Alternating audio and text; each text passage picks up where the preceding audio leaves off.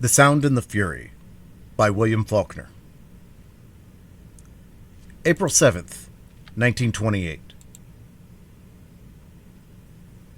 Through the fence, between the curling flower spaces, I could see them hitting. They were coming toward where the flag was, and I went along the fence. Luster was hunting in the grass by the flower tree. They took the flag out, and they were hitting. Then they put the flag back, and they went to the table, and he hit and the other hit. Then they went on, and I went along the fence. Luster came away from the flower tree, and we went along the fence, and they stopped, and we stopped, and I looked through the fence while Luster was hunting in the grass. "Here, Caddy," he hit. They went away across the pasture. I held to the fence and watched them going away. "Listen at you now," Luster said. "Ain't you something, 33 years old, going on that way? After I done went all the way to town to buy you that cake. Hush up that moaning. Ain't you going to help me find that quarter so I can go to the show tonight?" They were hitting little across the pasture. I went back along the fence to where the flag was. It flapped on the bright grass and the trees. "Come on," Luster said. "We done looked there. There ain't no more coming right now. Let's go down to the branch, find that quarter right before them ends find it." It was red, flapping on the pasture. Then there was a bird slanting and tilting on it. Luster threw. The flag flapped on the bright grass and the trees. I held to the fence. "Shut up that moaning," Luster said. "I can't make them come if they ain't coming, can I? If you don't hush up, Mammy ain't going to have no birthday for you. If you don't hush, you know what I'm going to do? I'm going to eat all that cake up. Eat them candles, too. Eat all them 33 candles. Come on, let's go down to the branch. Got to find my quarter. Maybe we can find one of them balls. Here they is, way over yonder, see?" He came to the fence and pointed his arm. "See them? They ain't coming back here no more. Come on." We went along the fence and came to the garden fence where our shadows were. My shadow was higher than Luster's on the fence. We came to the broken place and went through it. "Wait a minute," Luster said. "Snagged on that nail again. Can't you never crawl through here without snagging on that nail?" Caddy uncaught me, and we crawled through. Uncle Maury said to not let anybody see us, so we better stoop over, Caddy said. "Stoop over, Benji. Like this, see?" We stooped over and crossed the garden where the flowers rasped and rattled against us. The ground was hard.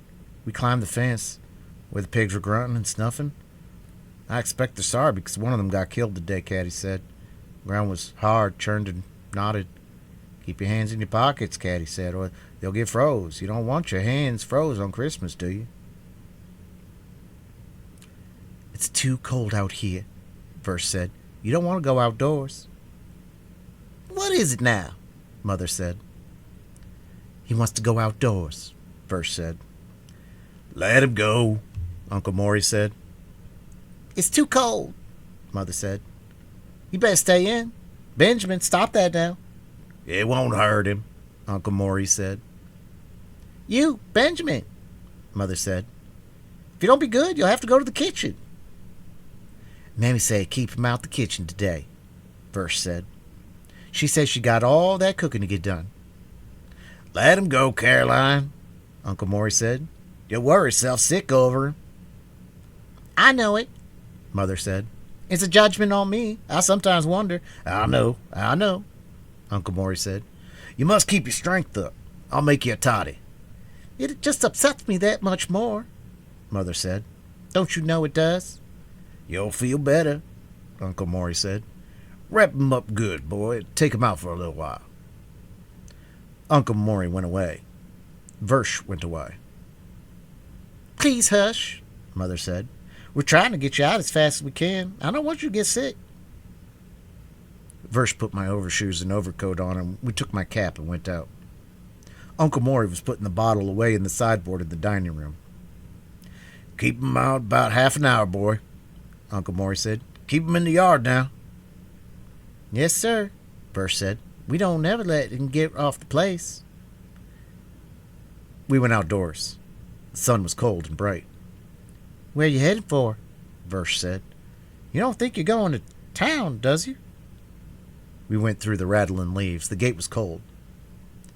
Better keep them hands in your pockets, Versh said. You get them froze onto that gate, then what you do? Why don't you wait for them in the house? He put my hands into my pockets. I could hear him rattling in the leaves. I could smell the cold. The gate was cold. Here's some wicky nuts. Woo-wee! Get up that tree. Look here at this squirrel, Benji. I couldn't feel the gate at all, but I could smell the bright cold. You better put them hands back in your pockets. Caddy was walking. Then she was running. Her book satchel swinging and jouncing behind her. Hello, Benji, Caddy said. She opened the gate and came in and stooped down. Caddy smelled like leaves. Did you come to meet me? She said. Did you come to meet Caddy? What did you let him get his hands so cold for, Versh? I told him to keep them in his pockets, Versh said, holding on to the iron gate. Did you come to meet Caddy? She said, rubbing my hands. What is it? What are you trying to tell Caddy? Caddy smelled like trees and like when she says we were asleep. What are you moaning about? Lester said. You could watch him again when we get to the branch. Here's you a Jimson weed. He gave me the flower. We went through the fence, into the lot. What is it? Caddy said. What are you trying to tell Caddy? Did they send him out, Versh? Couldn't keep him in, Versh said. He kept on until they let him go, when he come right straight down here looking through the gate. What is it?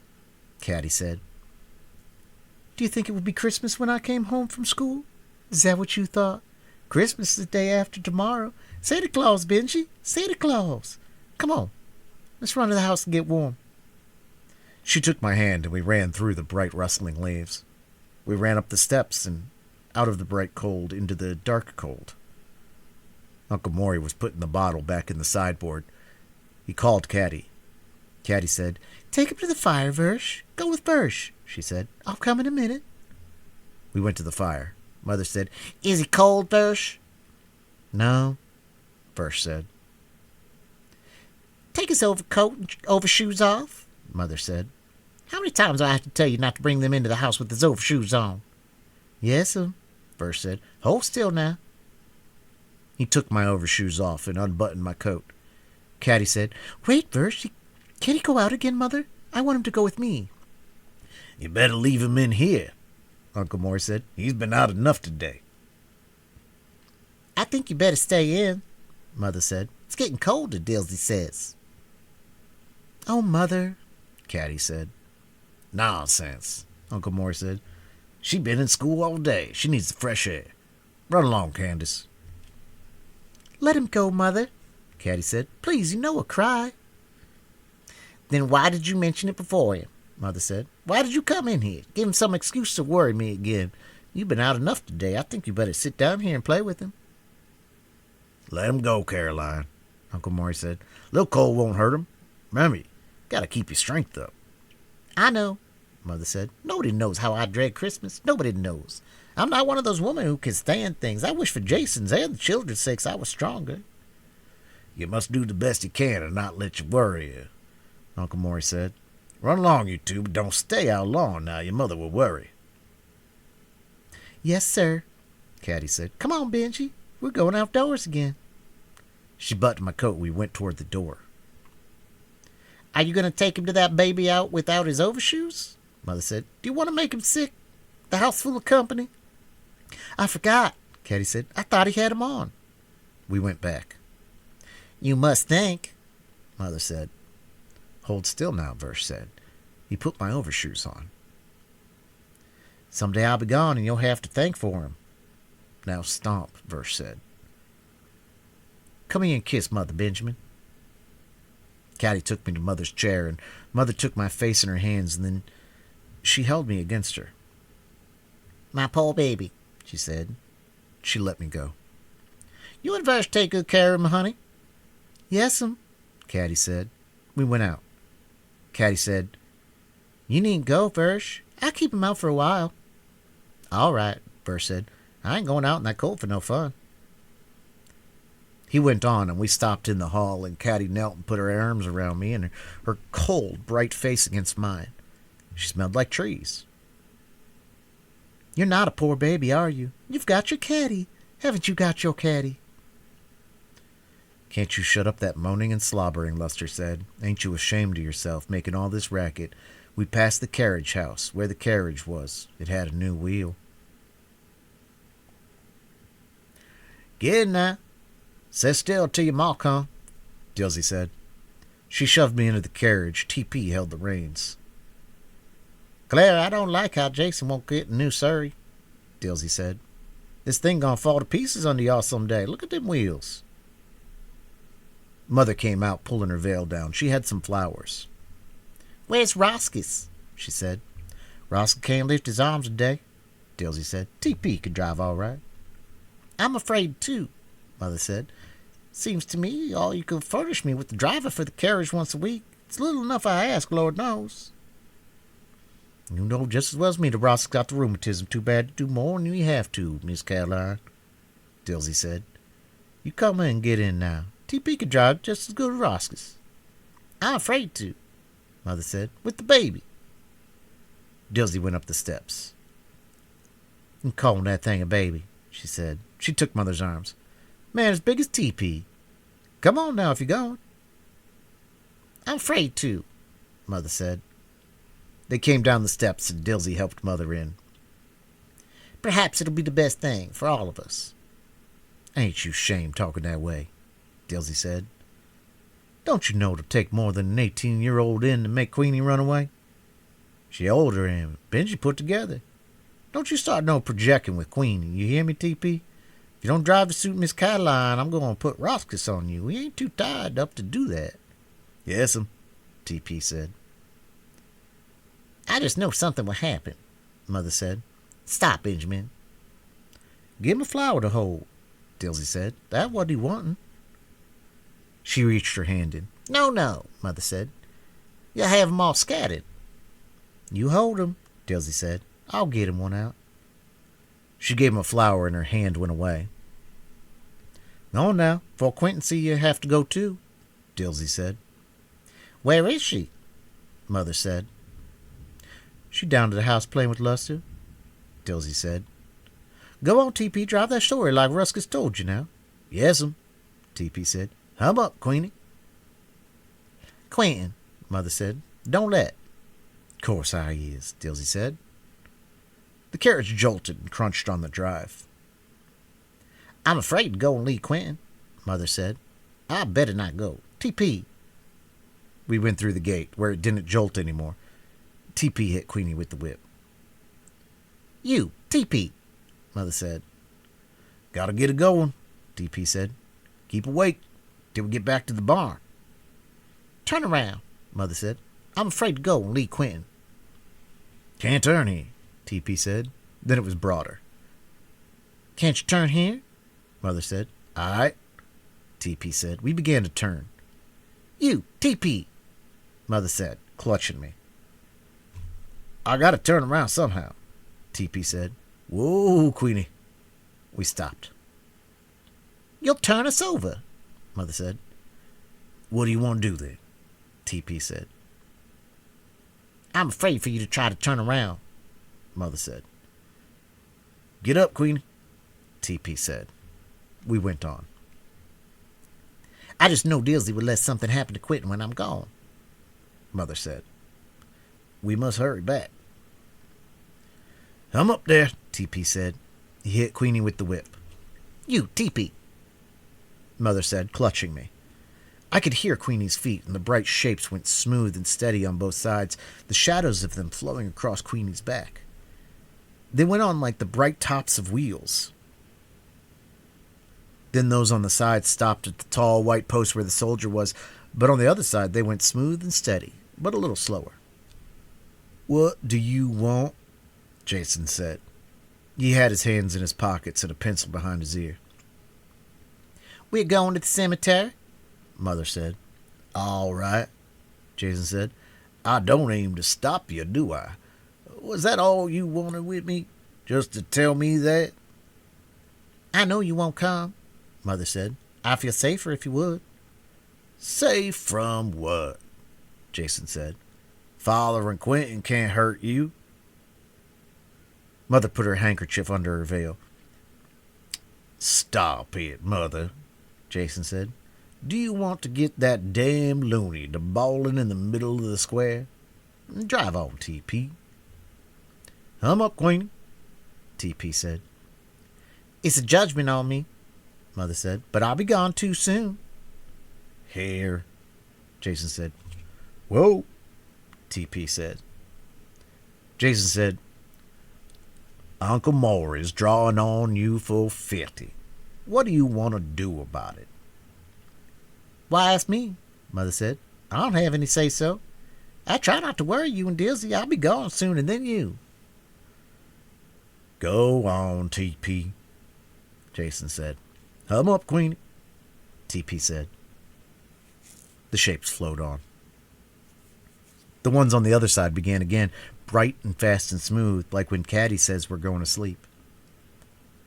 Cry, baby, Luster said. Ain't you shamed? We went through the barn. The stalls were all open.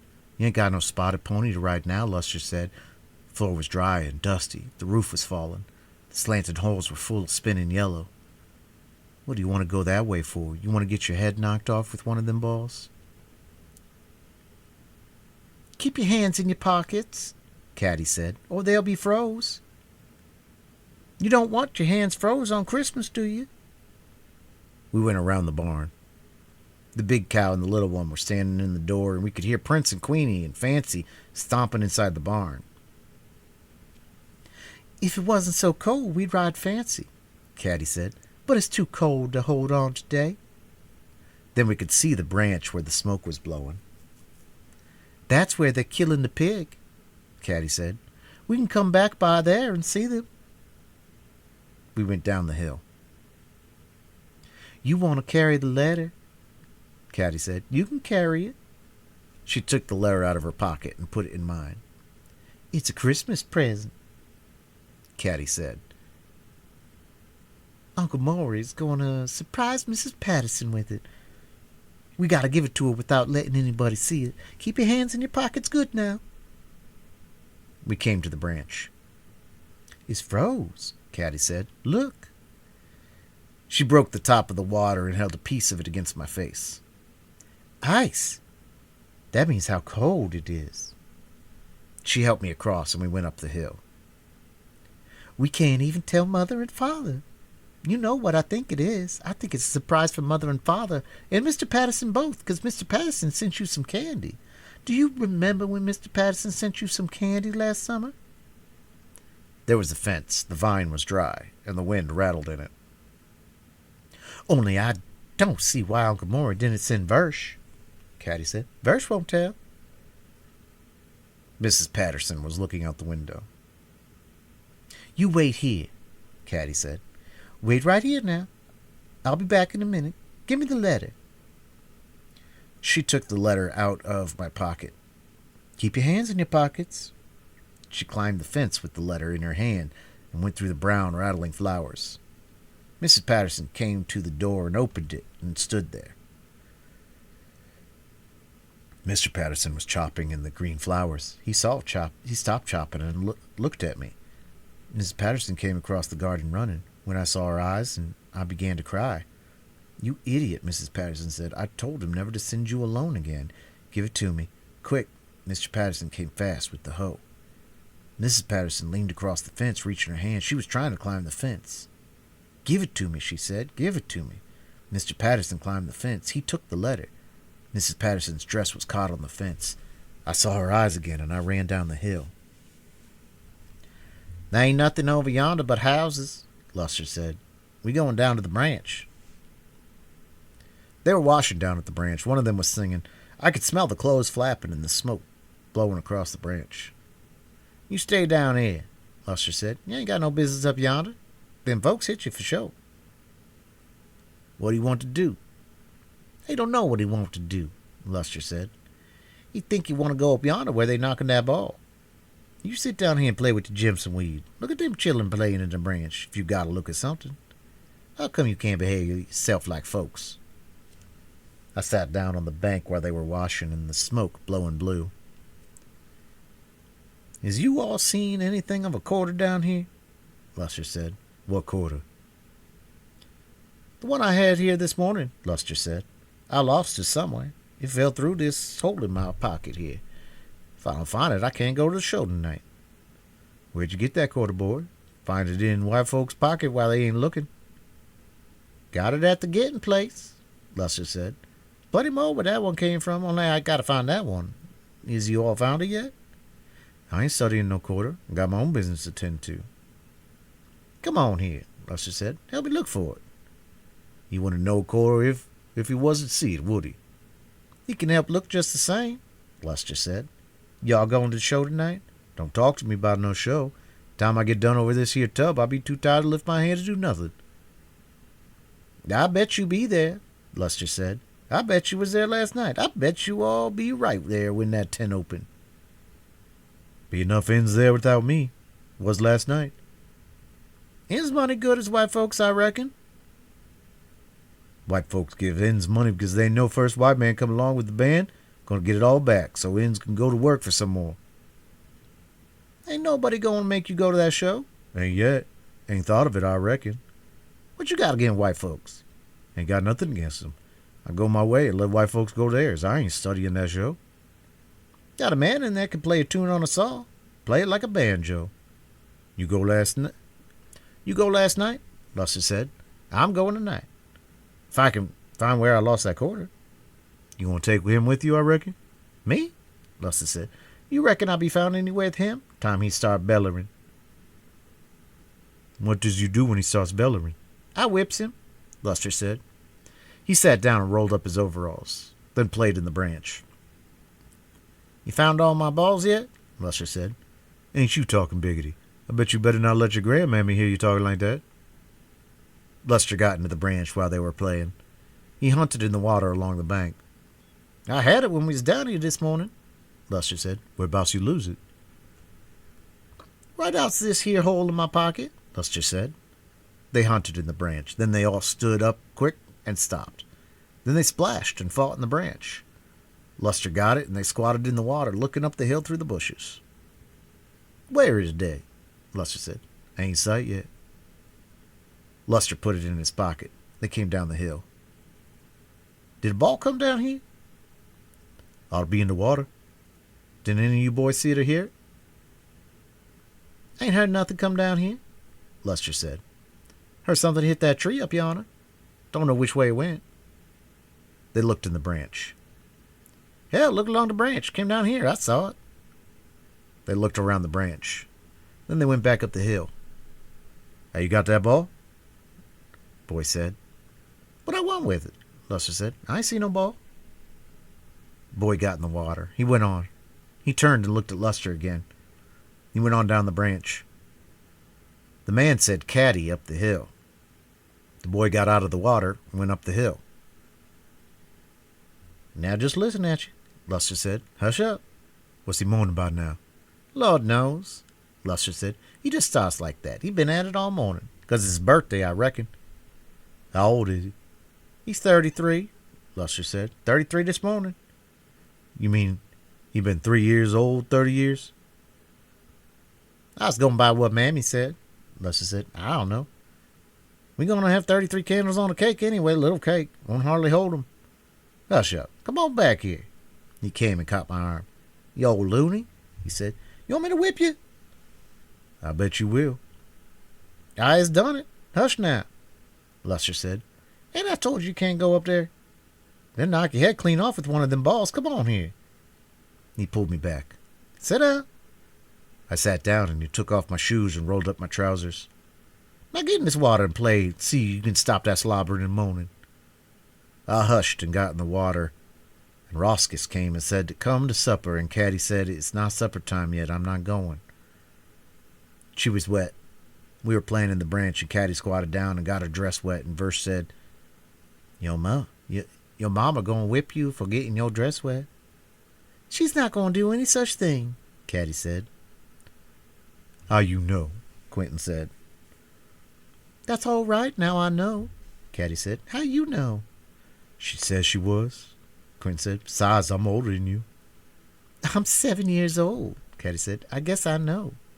I'm older than that, Quentin said. I went to school. Don't I, Versh? I'm going to school next year, Caddy said. When it comes, ain't I, Versh? You know she whip you when you get your dress wet, Versh said. It's not wet, Caddy said. She stood up in the water and looked at her dress. I'll take it off, she said. Then it'll dry. I bet you won't, Quentin said. I bet I will. I bet you better not, Quentin said. Caddy came to Versh and me and turned her back. Unbutton it, Versh, she said. Don't you do it, Versh, Quentin said. Tain't none of my dress, Versh said.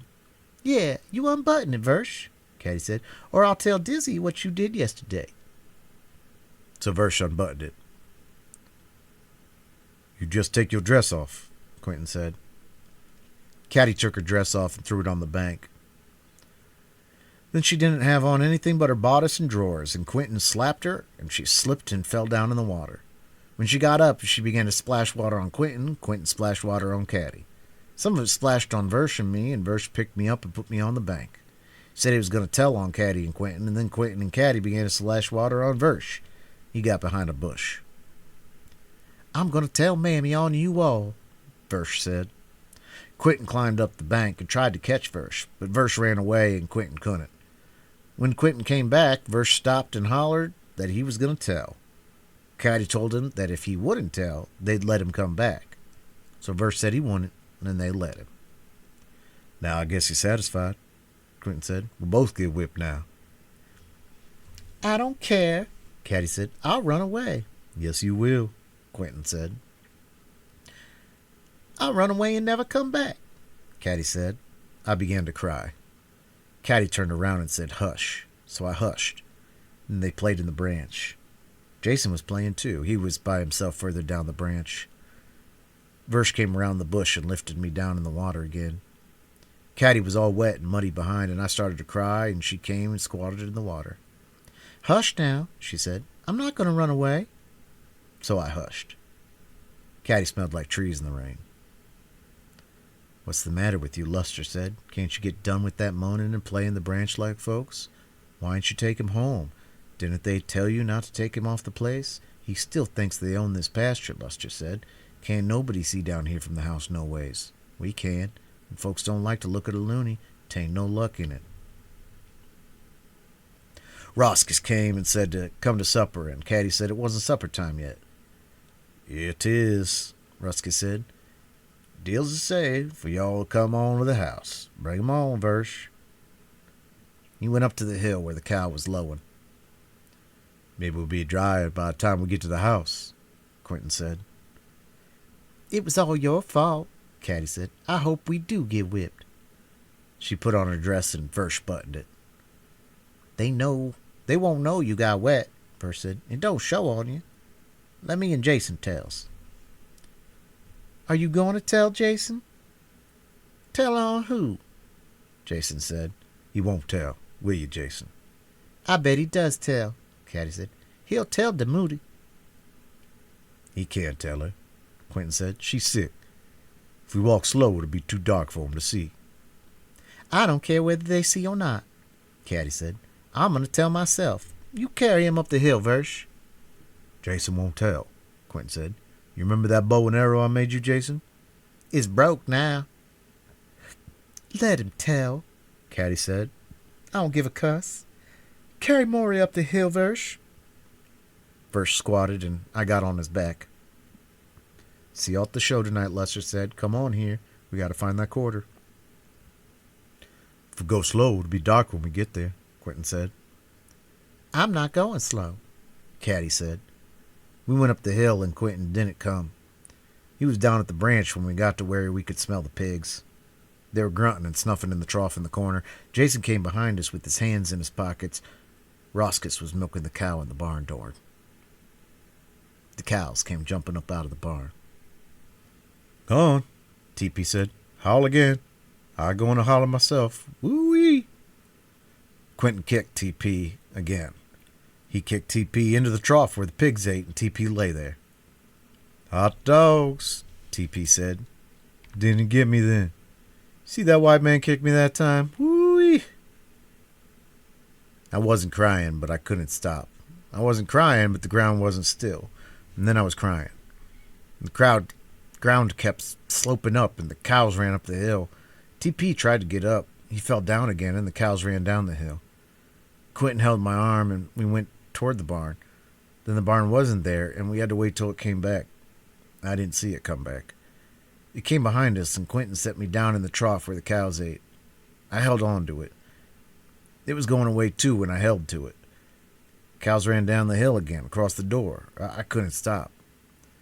Quentin and TP came up the hill, fighting. TP was falling down the hill, and Quentin dragging me up the hill. Quentin hit TP. I couldn't stop. "Stand up," Quentin said. "You stay right here. Don't you go away till I get back." "Me and Benji going back to the wedding," TP said. "Woo-wee." Quentin hit TP again. Then he began to thump TP against the wall. TP was laughing. Every time Quentin thumped him against the wall, he tried to say woo-wee, but he couldn't say it for laughing. I quit crying, but I couldn't stop. TP fell on me, and the barn door went away. It went down the hill, and TP was fighting by himself, and he fell down again. He was still laughing, and I couldn't stop. And I tried to get up, and I fell down, and I couldn't stop. Verse said, "You should done now. I declare if you ain't. Shut up there yelling." TP was still laughing. He flopped on the door and laughed. "Woo-wee," he said. "Me and Benji going back to the wedding. Sarsaparilla." TP said. "Hush," Verse said. "Where you get it?" "Out the cellar," TP said. "Woo-wee." "Hush up," Verse said. "Whereabouts in the cellar?" "Anywhere," TP said. He laughed some more. "More than 100 bottles left. More than 1,000,000. Look out, Ed. I'm gonna holler." Quentin said, "Lift him up." Verse lifted me up. "Drink this, Benji," Quentin said. The glass was hot. "Hush now," Quentin said. "Drink it." "Sarsaparilla," TP said. "Let me drink it, Mr. Quentin." "You shut your mouth," Verse said. "Mr. Quentin, wear you out." "Hold him, Verse," Quentin said. They held me. It was hot on my chin and on my shirt. "Drink," Quentin said. They held my head. It was hot inside me, and I began again. I was crying now, and something was happening inside me, and I cried more. And they held me until it stopped happening. Then I hushed. I was still going around, and then the shapes began.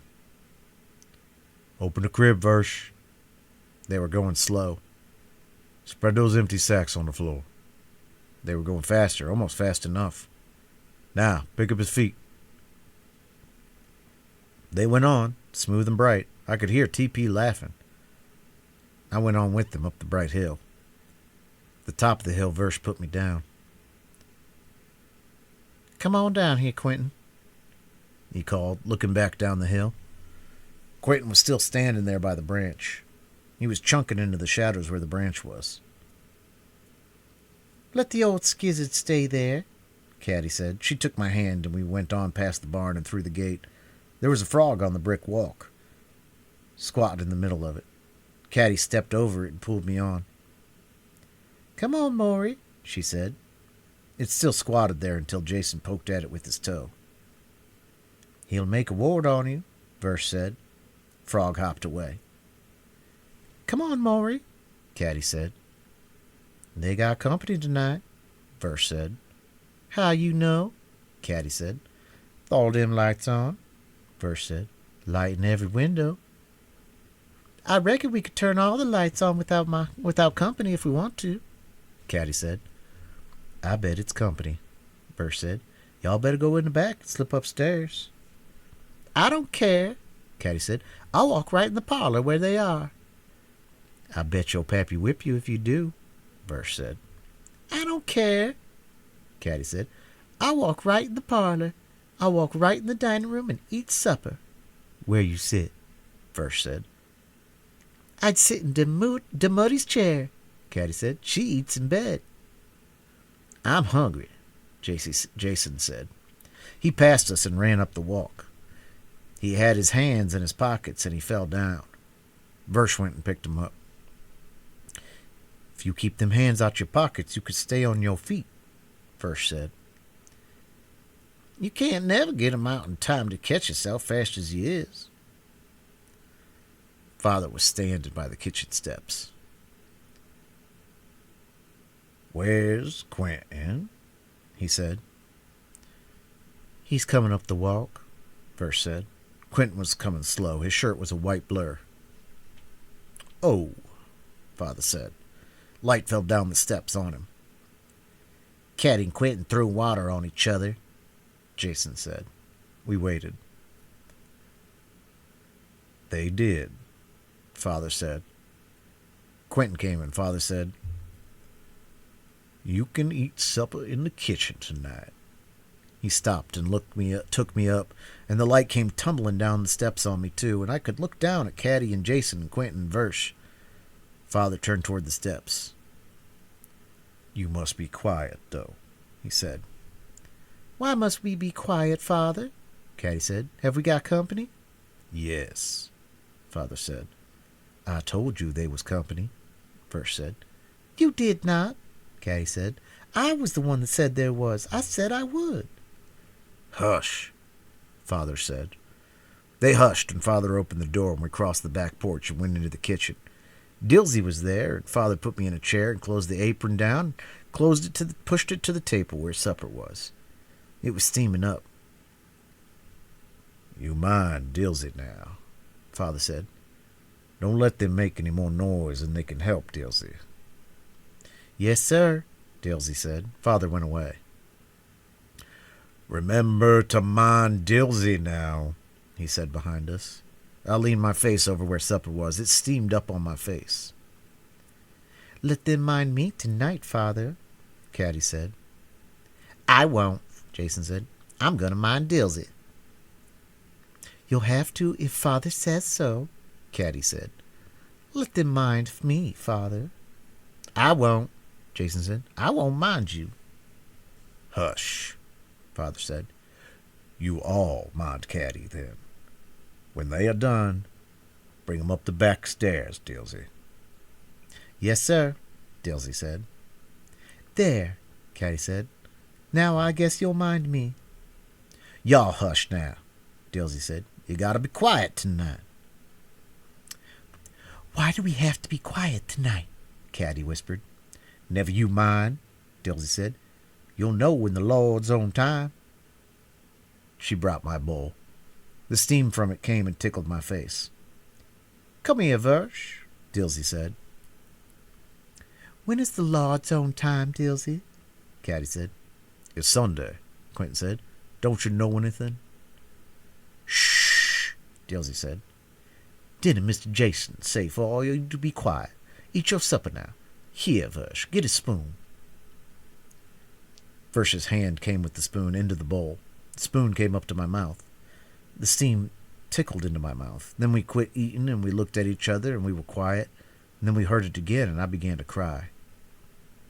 What was that? Caddy said. She put her hand on my hand.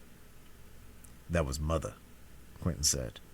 The spoon came up and I ate. Then I cried again. Hush, Caddy said. But I didn't hush and she came and put her arms around me.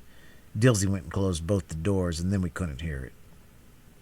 Hush now, Caddy said. I hushed and ate. Quentin wasn't eating, but Jason was. That was Mother, Quentin said. He got up. You sat right down, Dilsey said. They got company in there. You ain't in them muddy clothes. You sit down too, Caddy. Get done eating. She was crying, Quentin said. It was somebody singing, Caddy said. Wasn't it, Dilsey? Y'all eat your supper now like Miss Jason did, Dilsey said. You'll know in Lord's own time. Caddy went back to her chair. I told you it was a party, she said. Versh said, He done it all that. Bring his bowl here, Dilsey said. The bowl went away. Dilsey, Caddy said, Quentin's not eating his supper. Hasn't he got to mind me? Eat your supper, Quentin, Dilsey said. Y'all gotta get done. Get out of my kitchen. I don't want any more supper, Quentin said. You've got to eat if I say you have, Caddy said. Hasn't he, Dilsey? The bowl steamed up to my face, and Versh's hand dipped the spoon in it, and the steam trickled into my mouth. I don't want any more, Quentin said. How can they have a party when the muddy's sick? They'll have it downstairs, Caddy said. She can come to the landing and see it. That's what I'm going to do when I get my nightie on. Mother was crying, Quentin said. Wasn't she crying, Dilsey? Don't you come pestering at me, boy, Dilsey said. I gotta get supper for all them folks as soon as you all get done eating. After a while, even Jason was through eating, and he began to cry. Now you gotta tune up, Dilsey said. He does it every night since the Muddy was sick, and he can't sleep with her, Caddy said. Cry, baby. I'm gonna tell on you, Jason said. He was crying. You've already told, Caddy said. There's not anything else you can tell now. Y'all needs to go to bed, Dilsey said. She came and lifted me down and wiped my face and hands with a warm cloth. Versh, can you get him up the back stairs quiet? You, Jason, shut up that crying. It's too early to go to bed now, Caddy said. We don't ever have to go to bed this early. Yes, tonight, Dilsey said. Your pa say for you to come right up on the stairs when you eat supper. You heard him. He said to mind me, Caddy said. I'm not going to mind you, Jason said. You have to, Caddy said. Come on now. You have to do like I say. Make 'em be quiet, Versh, Dilsey said. Y'all gonna be quiet, ain't you? What do we have to be so quiet for tonight? Caddy said. Your mama ain't feeling well, Dilsey said. Y'all go on with Versh now. I told you Mother was crying, Quentin said. Versh took me up and opened the door onto the back porch. We went out and Versh closed the door back. I could smell Versh and feel him. Y'all be quiet now. We're not going upstairs yet. Mr. Jason said for you to come right up the stairs. He said to mind me. I'm not going to mind you, but he said for all of us to, didn't he, Quentin? I could feel Versh's head. I could hear us. Didn't he, Versh? Yeah, that's right. Then I say let's go outdoors for a while. Come on. Versh opened the door and we went out. We went down the steps. I expect we'd better go down to Versh's house so we'll be quiet, Caddy said. Versh put me down and Caddy took my hand and we went down the brick walk. Come on, Caddy said. That frog's gone. He hopped way over to the garden by now. Maybe we'll see another one. Roscus came with the milk buckets. He went on. Quentin wasn't coming with us. He was sitting on the kitchen steps. We went down to Versh's house. I liked to smell Versh's house. There was a fire in it, and TP squatting in his shirt tail in front of it, chunking into a blaze. Then I got up and TP dressed me, and we went to the kitchen and ate. Dilsey was singing, and I began to cry, and she stopped. Keep him away from the house now, Dilsey said. We can't go that way, TP said. We played in the branch. We can't go around yonder, TP said. Don't you know Mammy said we can't? Dilsey was singing in the kitchen, and I began to cry. Hush, TP said. Come on, let's go down to the barn. Roscus was milking at the barn. He was milking with one hand and groaning. Some bird sat on the barn door and watched him. One of them came down and ate with the cows. I watched Roscus milk while TP was feeding Queenie and Prince. The calf was in the pig pen. It nuzzled at the wire, bawling. TP, Roscus said. TP said, sir, in the barn. Fancy held her head over the door because TP hadn't fed her yet. Get done there, Roscus said. You gotta do this milking. I can't use my right hand no more. TP came and milked. Why don't you get to the doctor? TP said. Doctor can't do no good, Roscus said. Not on this place. What wrong with this place? TP said. Tain't no luck on this place, Roscus said. Turn that calf in if you done. "'Tain't no luck in this place," Roskus said. The fire rose and fell behind him and Versh, sliding on his and Versh's face. "Dilsey's finished putting me to bed. The bed smelled like TP, and I liked it." "What you know about it?" Dilsey said. "What trance you been in?" "Don't need no trance," Roskus said. "Ain't the sign of it laying right there on that bed. Ain't a sign of it been here for folks to see 15 years now." "S'pose it is," Dilsey said. "Ain't heard none of you in yarn, is it? Versh working and Phroney married off your hands, and TP getting big enough to take your place when rheumatism finished getting on you." "They been 2 now," Roskus said. "Gonna be 1 more. I seen the sign. You is too." "I heard a squinch out that night," TP said. "Dad won't come to get his supper, neither. Won't come no closer than the barn. Gone howling right after dark. Versh heard him." "Gonna be more than 1 more," Dilsey said. "Show me the man what ain't gonna die, bless Jesus." "Dying ain't all," Roskus said. "I knows what you thinking," Dilsey said. "And there ain't gonna be no luck in saying that name, less'n you gonna set up with him while he cries." "There ain't no luck on this place," Roskus said. "I seen it first, but when they changed his name, I knowed it." "Hush your mouth," Dilsey said. She pulled the covers up. It smelled like TP. "Y'all shut up now, till he get to sleep." "I seen the sign," Roskus said. "Sign TP got to do all your work for you," Dilsey said. "Take him and Quentin down to the house and let them play with Luster where Phroney can watch them, TP, and go and help your pa." We finished eating. TP took Quentin, and we went down to TP's house. Luster was playing in the dirt. TP put Quentin down, and she played in the dirt, too. Luster had some spools, and he and Quentin fought. Quentin had the spools. Luster cried, and Phroney came and gave Luster a tin can to play with, and then I had the spools, and Quentin fought me, and I cried. "Hush," Phroney said. "Ain't you ashamed of yourself, taking the baby's play pretty?" She took the spools from me and gave them back to Quentin. "Hush now," Phroney said. "Hush, I tell you." "Hush up," Phroney said. "You needs whipping. That's what you needs." She took Luster and Quentin up. "Come on here," she said. We went to the barn. TP was milking the cow. Roskus was sitting on the box. "What's the matter with him now?" Roskus said.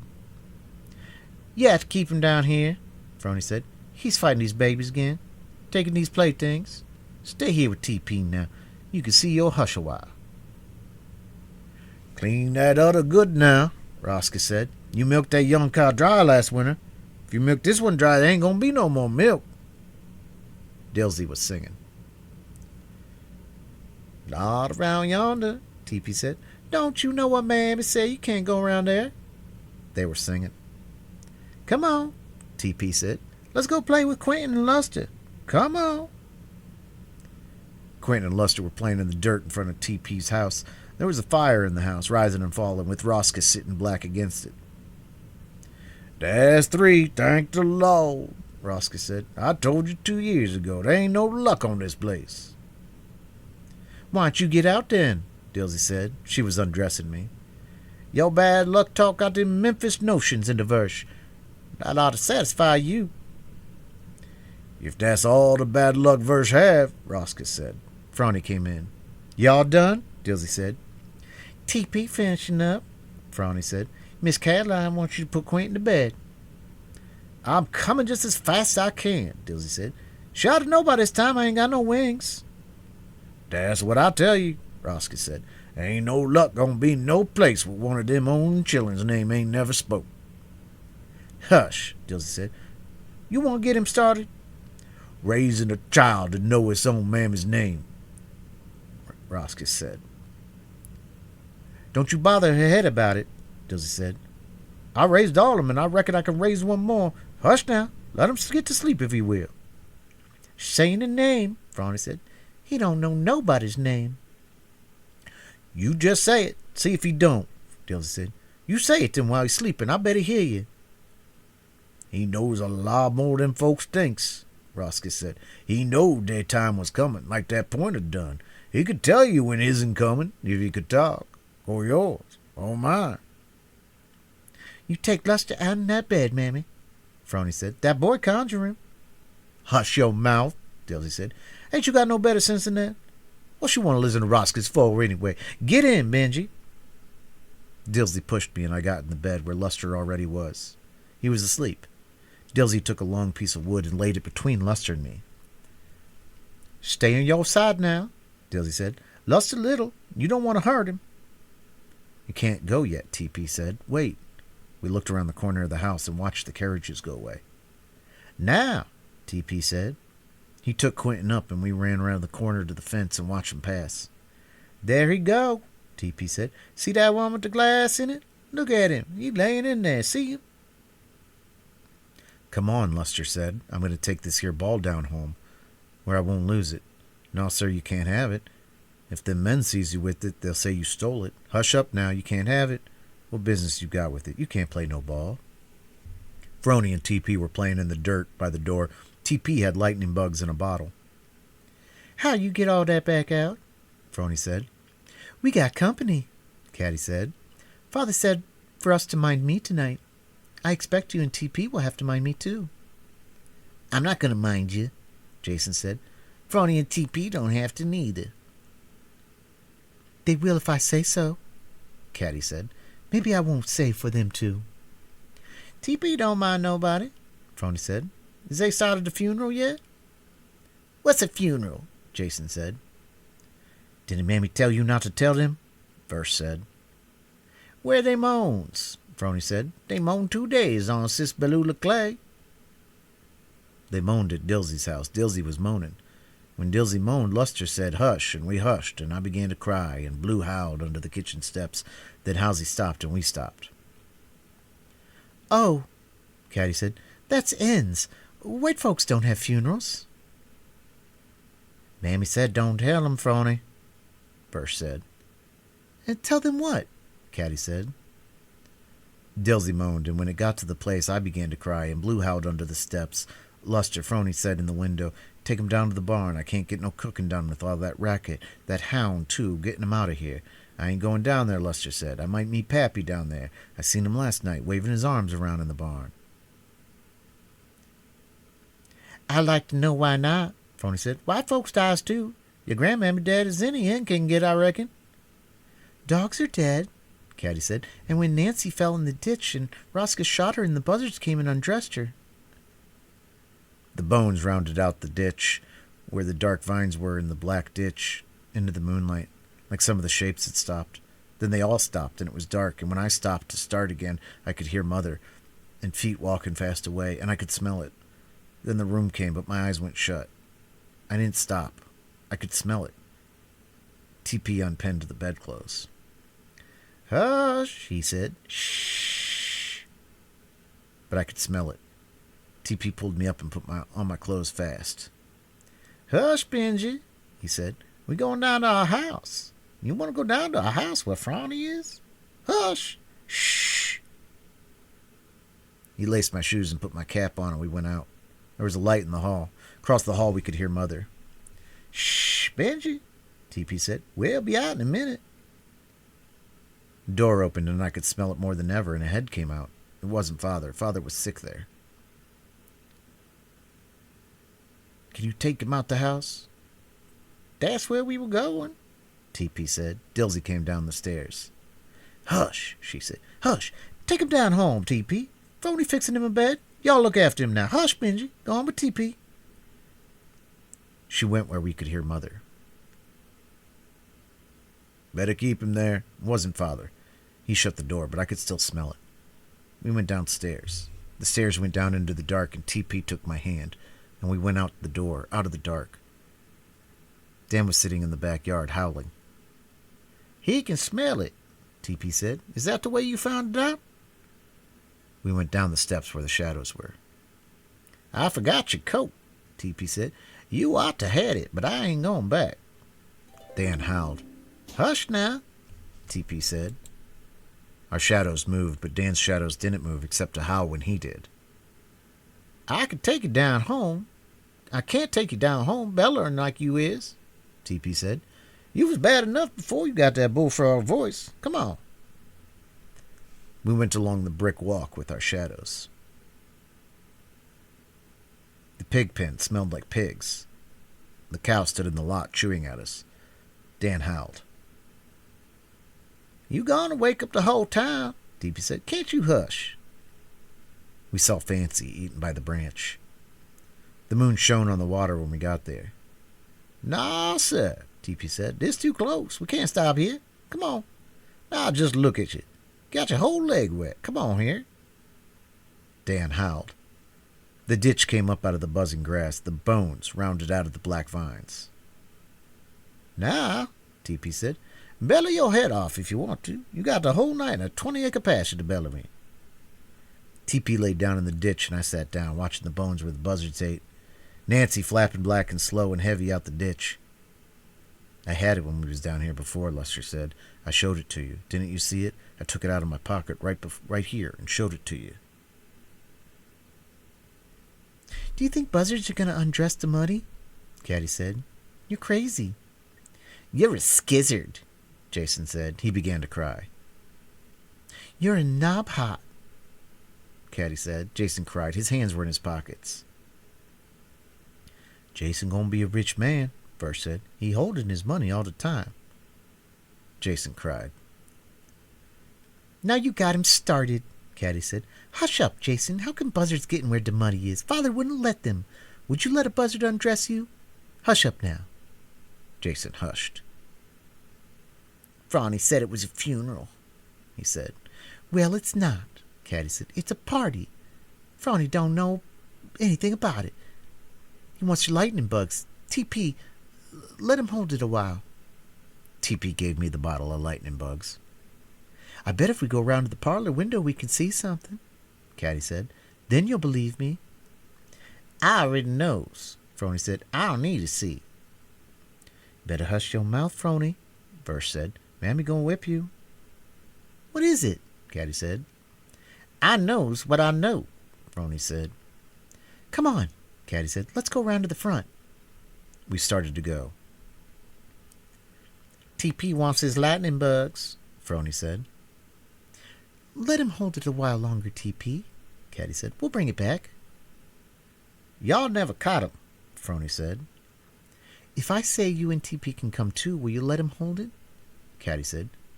Ain't nobody said me and TP gotta mind you, Frawny said. If I say you don't have to, will you let him hold it? Caddy said. Aye, Frawny said. Let him hold it, TP. We're gonna watch them moaning. They ain't moaning, Caddy said. I tell you, it's a party. Are they moaning, Versh? We ain't gonna know what they're doing standing here, Versh said. Come on, Caddy said. Frawny and TP don't have to mind me, but the rest of us do. You better carry him, Versh. It's getting dark. Versh took me up and we went around the kitchen. When we looked around the corner, we could see the lights coming up the drive. TP went back to the cellar door and opened it. You know what's down there, TP said. Soda water. I seen Mr. Jason come up with both hands full of them. Wait here a minute.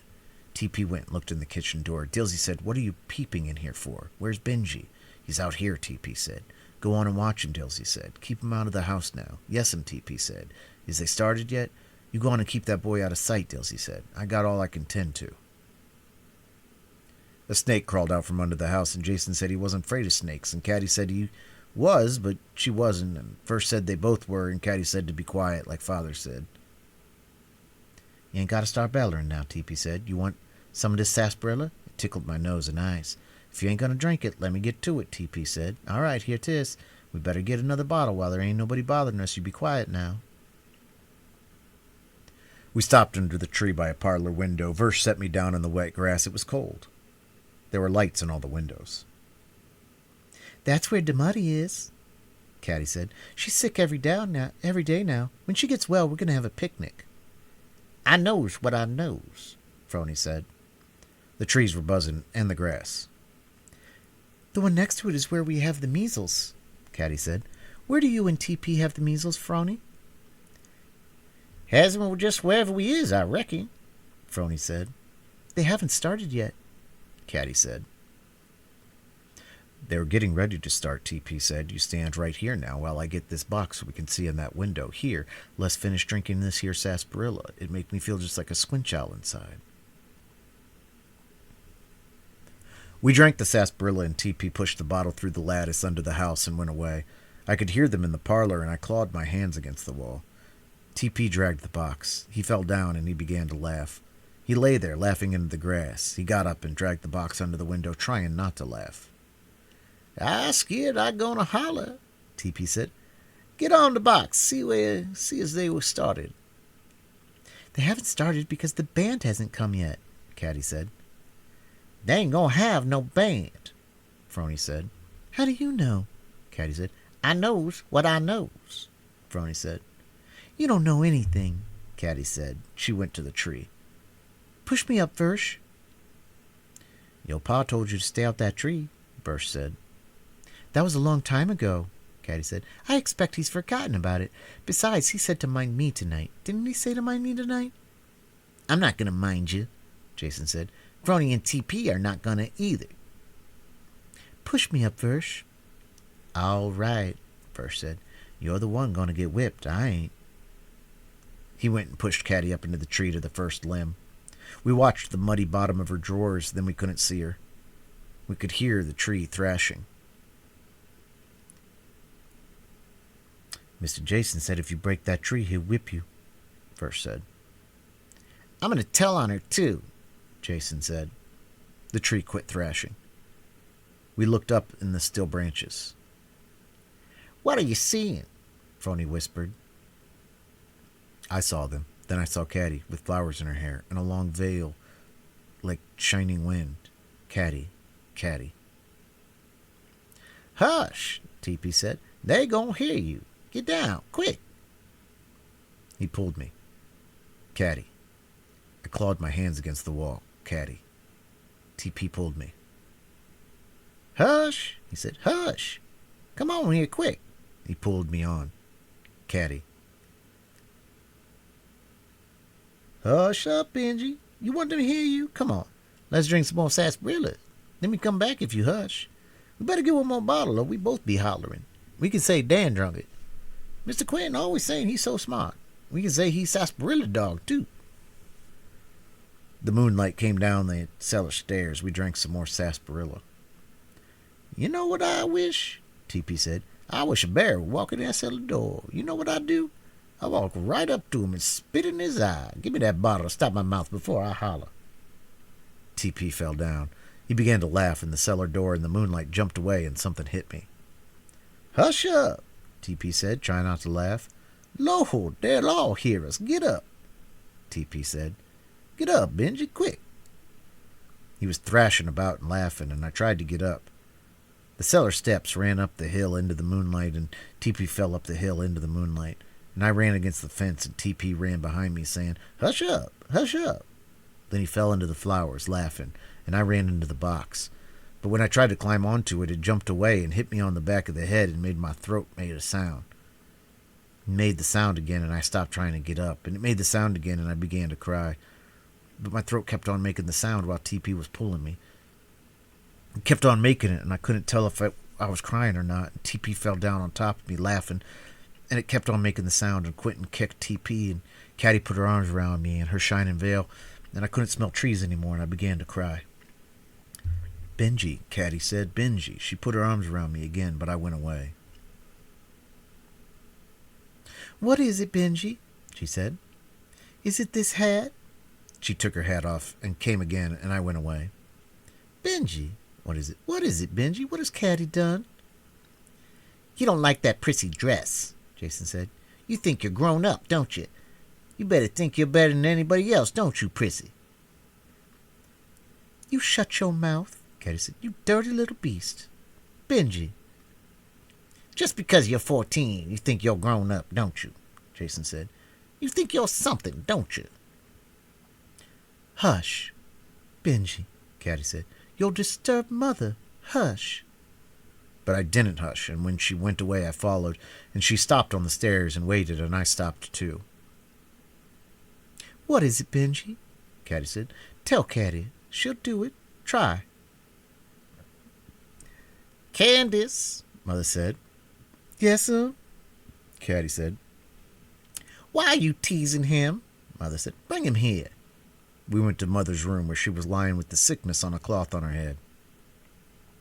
What is the matter now? Mother said. Benjamin. Benji, Caddy said. She came again, but I went away. you must have done something to him, Mother said. Why won't you let him alone so I can have some peace? Give him the box and please go on, let him alone. Caddy got the box and set it on the floor and I opened it. It was full of stars. When I was still, they were still. When I moved, they glinted and sparkled. I hushed. Then I heard Caddy walking and I began again. Benjamin, Mother said, come here. I went to the door. You, Benjamin, Mother said. What is it now? Father said. Where are you going? Take him downstairs and get someone to watch him, Jason, Mother said. You know I'm ill, yet you... Father shut the door behind us. TP, he said. Sir? TP said downstairs. Benji's coming down, Father said. Go with TP. I went to the bathroom door. I could hear the water. Benji, TP said downstairs. I could hear the water. I listened to it. Benji, TP said downstairs. I listened to the water. I couldn't hear the water, and Caddy opened the door. What, Benji? She said. She looked at me, and I went, and she put her arms around me. Did you find Caddy again? She said. Did you think Caddy had run away? Caddy smelled like trees. We went to Caddy's room. She sat down at the mirror. She stopped her hands and looked at me. What, Benji? What is it? She said. You mustn't cry. Caddy's not going away. See here, she said. She took up the bottle and took the stopper out and held it to my nose. Sweet. Smell. Good. I went away and I didn't hush, and she held the bottle in her hand looking at me. Oh, she said. She put the bottle down and came and put her arms around me. So that was it. And you were trying to tell Caddy and you couldn't tell her. You wanted to, but you couldn't, could you? Of course Caddy won't. Of course Caddy won't. Just wait till I dress. Caddy dressed and took up the bottle again, and we went down to the kitchen. Dilsey, Caddy said. Benji's got a present for you. She stooped down and put the bottle in my hand. Hold it out to Dilsey now. Caddy held my hand out, and Dilsey took the bottle. Well, I declare, Dilsey said, if my baby ain't give Dilsey a bottle of perfume. Just look here, Roscus. Caddy smelled like trees. We don't like perfume ourselves, Caddy said. She smelled like trees. Come on now, Dilsey said. You too big to sleep with folks. You're a big boy now, 13 years old. Been to sleep by yourself in Uncle Maury's room, Dilsey said. Uncle Maury was sick. His eye was sick, and his mouth. Versh took his supper up to him on the tray. Maury says he's gonna shoot the scoundrel, Father said. I told him he'd better not mention it to Patterson beforehand. He drank. Jason, Mother said. Shoot who, Father? Quentin said. What's Uncle Maury gonna shoot him for? Because he couldn't take a little joke, Father said. Jason, Mother said. How can you? You better sit right here and see Maury shot down in ambush and laugh. Then Maury'd better stay out of ambush, Father said. Shoot who, Father? Quentin said. Who's Uncle Maury gonna shoot? Nobody, Father said. I don't own a pistol. Mother began to cry. If you begrudge Maury your food, why aren't you man enough to say it to his face? To ridicule him before the children behind his back? Of course I don't, Father said. I admire Maury. He is invaluable to my own sense of racial superiority. I wouldn't swap Maury for a matched team. And do you know why, Quentin? No, sir, Quentin said. At ego in Arcadia. I'd forgotten the Latin for hay, Father said. There, he said. I was just joking. He drank and set the glass down and went and put his hand on Mother's shoulder. It's no joke, Mother said. My people are every bit as well born as yours, just because Maury's health is bad. Of course, Father said. Bad health is the primary reason for all life, created by disease within putrefaction into decay. Versh. Sir? Versh said behind my chair. Take the decanter and fill it. And tell Dizzle to come and take Benjamin up to bed, Mother said. You're a big boy, Dilsey said. Cat is tired of sleeping with you. Hush now. You can go to sleep. The room went away, but I didn't hush, and the room came back, and Dilsey came and sat on the bed looking at me. Ain't you gonna be a good boy and hush? Dilsey said. You ain't, is you? See, can you wait a minute then? She went away. There wasn't anything in the door. Then Caddy was in it. Hush, Caddy said. I'm coming. I hushed, and Dilsey turned back the spread, and Caddy got in between the spread and the blanket. She didn't take off her bathrobe. Now, she said, here I am. Dilsey came with the blanket and spread it over her and tucked it around her. You be gone in a minute, Dilsey said. Now leave the light on in your room. All right, Caddy said. She snuggled her head beside mine on the pillow. Good night, Dilsey. Good night, honey, Dilsey said. Their room went black. Caddy smelled like trees. We looked up into the tree where she was. What's she seeing now, Versh? Frony whispered. Shh, Caddy said in the tree. Dilsey said, You come on here. She came around the corner of the house. Why don't you all go on upstairs, like Paul said, instead of slipping out behind my back? Where's Caddy Quentin? I told her not to climb up that tree, Jason said. I'm going to tell on her. Who in what tree? Dilsey said. She came and looked up into the tree. Caddy, Dilsey said. The branches began to shake again.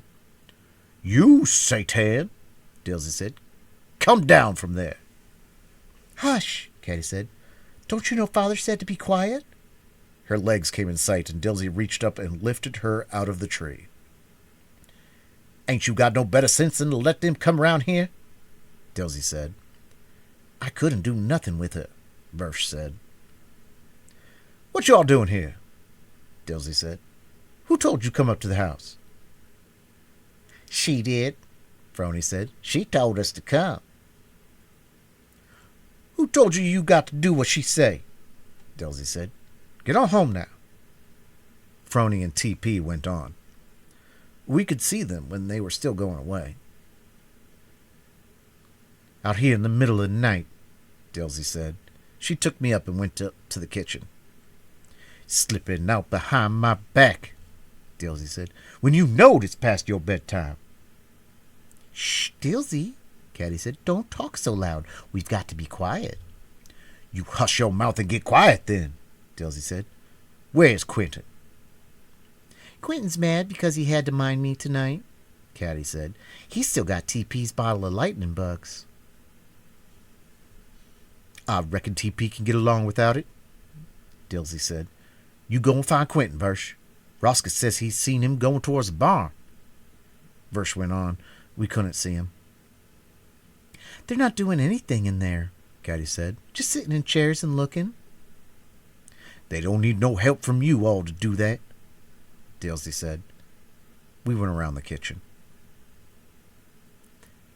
Where you want to go now, Lester said. You're going back to watch them knocking ball again. We've done looked for it over here. Here, wait a minute. You wait right here while I go back and get that ball. I done thought of something. The kitchen was dark. The trees were black on the sky.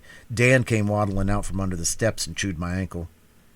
I went around the kitchen where the moon was. Dan came scruffling along into the moon. Benji, TP said in the house. The flower tree by the parlor window wasn't dark, but the thick trees were. The grass was buzzing in the moonlight where my shadow walked on the grass. You, Benji, TP said in the house. Where you hiding? You slipping off? I knows it. Luster came back. Wait, he said. Here, don't go over there. Miss Quentin and her beau in the swing yonder. You come on this way. Come back here, Benji. It was dark under the trees. Dan wouldn't come. He stayed in the moonlight.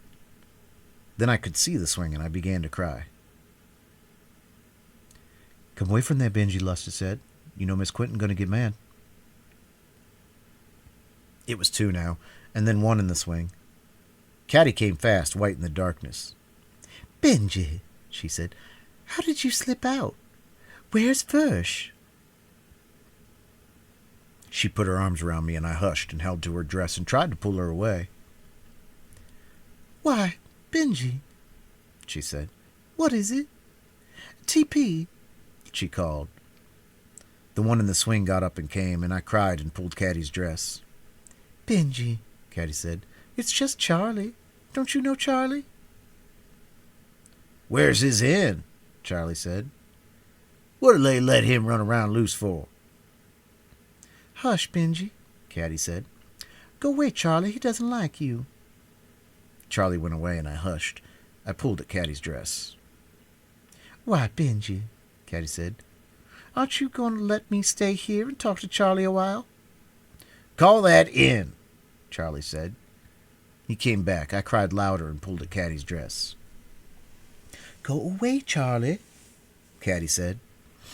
Charlie came and put his hands on Caddy, and I cried more. I cried loud. No, no, Caddy said. No, no. He can't talk, Charlie said. Caddy. Are you crazy? Caddy said. She began to breathe fast. He can see. Don't. Caddy fought. They both breathed fast. Please, Caddy whispered. Send him away. I will, Caddy said. Let me go. Will you send him away? Yes, Caddy said. Let me go. Charlie went away. Hush, Caddy said. He's gone. I hushed. I could hear her and feel her chest going. I'll have to take him to the house, she said. She took my hand. I'm coming, she whispered. Wait, Charlie said. Call the inn. No, Caddy said. I'll come back. Come on, Benji. Caddy, Charlie whispered, loud. We went on. You better come back. Are you coming back? Caddy and I were running. Caddy, Charlie said. We ran out into the moonlight toward the kitchen. Caddy, Charlie said. Caddy and I ran. We ran up the kitchen steps onto the porch, and Caddy knelt down in the dark and held me. I could hear her and feel her chest. I won't, she said. I won't anymore, ever. Benji. Benji. Then she was crying, and I cried, and we held each other. Hush, she said. Hush. I won't anymore. So I hushed, and Caddy got up, and we went into the kitchen and turned the light on, and Caddy took the kitchen soap and washed her mouth at the sink hard. Caddy smelled like trees. I kept telling you to stay away from there, Luster said. They sat up in the swing, quick. Quentin had her hands on her hair. He had a red tie. You old crazy loon, Quentin said. I'm going to tell Dilsey about the way you let him follow everywhere I go. I'm going to make her whip you good. I couldn't stop him, Luster said. Come on here, Benji. Yeah, you could, Quentin said. You didn't try. You were both snooping around after me. Grandmother send you all out here to spy on me? She jumped out the swing. If you don't take him right away this minute, keep going. I'm going to make Jason whip you. I can't do nothing with him, Luster said. You try it if you think you can. Shut your mouth, Quentin said. You going to get him anyway? Nah, I'll let him stay, he said. He had a red tie. The sun was red on it. Look here, Jack. He struck a match and put it in his mouth. Then he took the match out of his mouth. It was still burning. Want to try it? He said. I went over there. Open your mouth, he said. I opened my mouth. Quentin hit the match with her hand, and It went away. God damn you, Quentin said. You want to get him started? Don't you know he'll be beller all day? I'm going to tell Dizzy on you. She went away running. Here, kid, he said. Hey, come on back. I ain't going to fool with him. Quentin ran onto the house. She went around the kitchen. You played hell then, Jack, he said. Ain't you? He can tell what you're saying, Lester said. He deaf and dumb. Is, he said. How long he been that way? Been that way 33 years, Lester said. Born loony. Is you one of them show folks? Why, he said. I don't recollect seeing you around here before, Lester said. Well, what about it? He said. None, Lester said. I'll go in tonight. He looked at me. You ain't the one could play a tune on what saw, is you? Lester said. Cost you $0.25 to find that out, he said. He looked at me. Why don't they lock him up, he said. What'd you bring him out here for? You ain't talking to me, Lester said. I can't do nothing with him. I just come over here looking for $0.25 I lost so I can go to the show tonight. Looks like now I ain't going to get to go. Lester looked on the ground. You ain't got no extra $0.25, is you? Lester said. Nah, he said. I ain't. I reckon I just have to find the other one then, Lester said. He put his hand in his pocket. You don't want to buy no golf ball neither, does he? Lester said. Kind of ball, he said. Golf ball, Lester said. I don't want but $0.25. What for? He said. What do I want with it? I didn't think you did, Lester said. Come on here, mulehead, he said. Come on here, watch him knocking that ball. Here's something you can play with along with that Jimson weed. Lester picked it up and gave it to me. It was bright. Where'd you get that? He said. His tie was red in the sun, walking. Found it under this here bush, Lester said. I thought it for a minute it was that $0.25 I lost. He came and took it.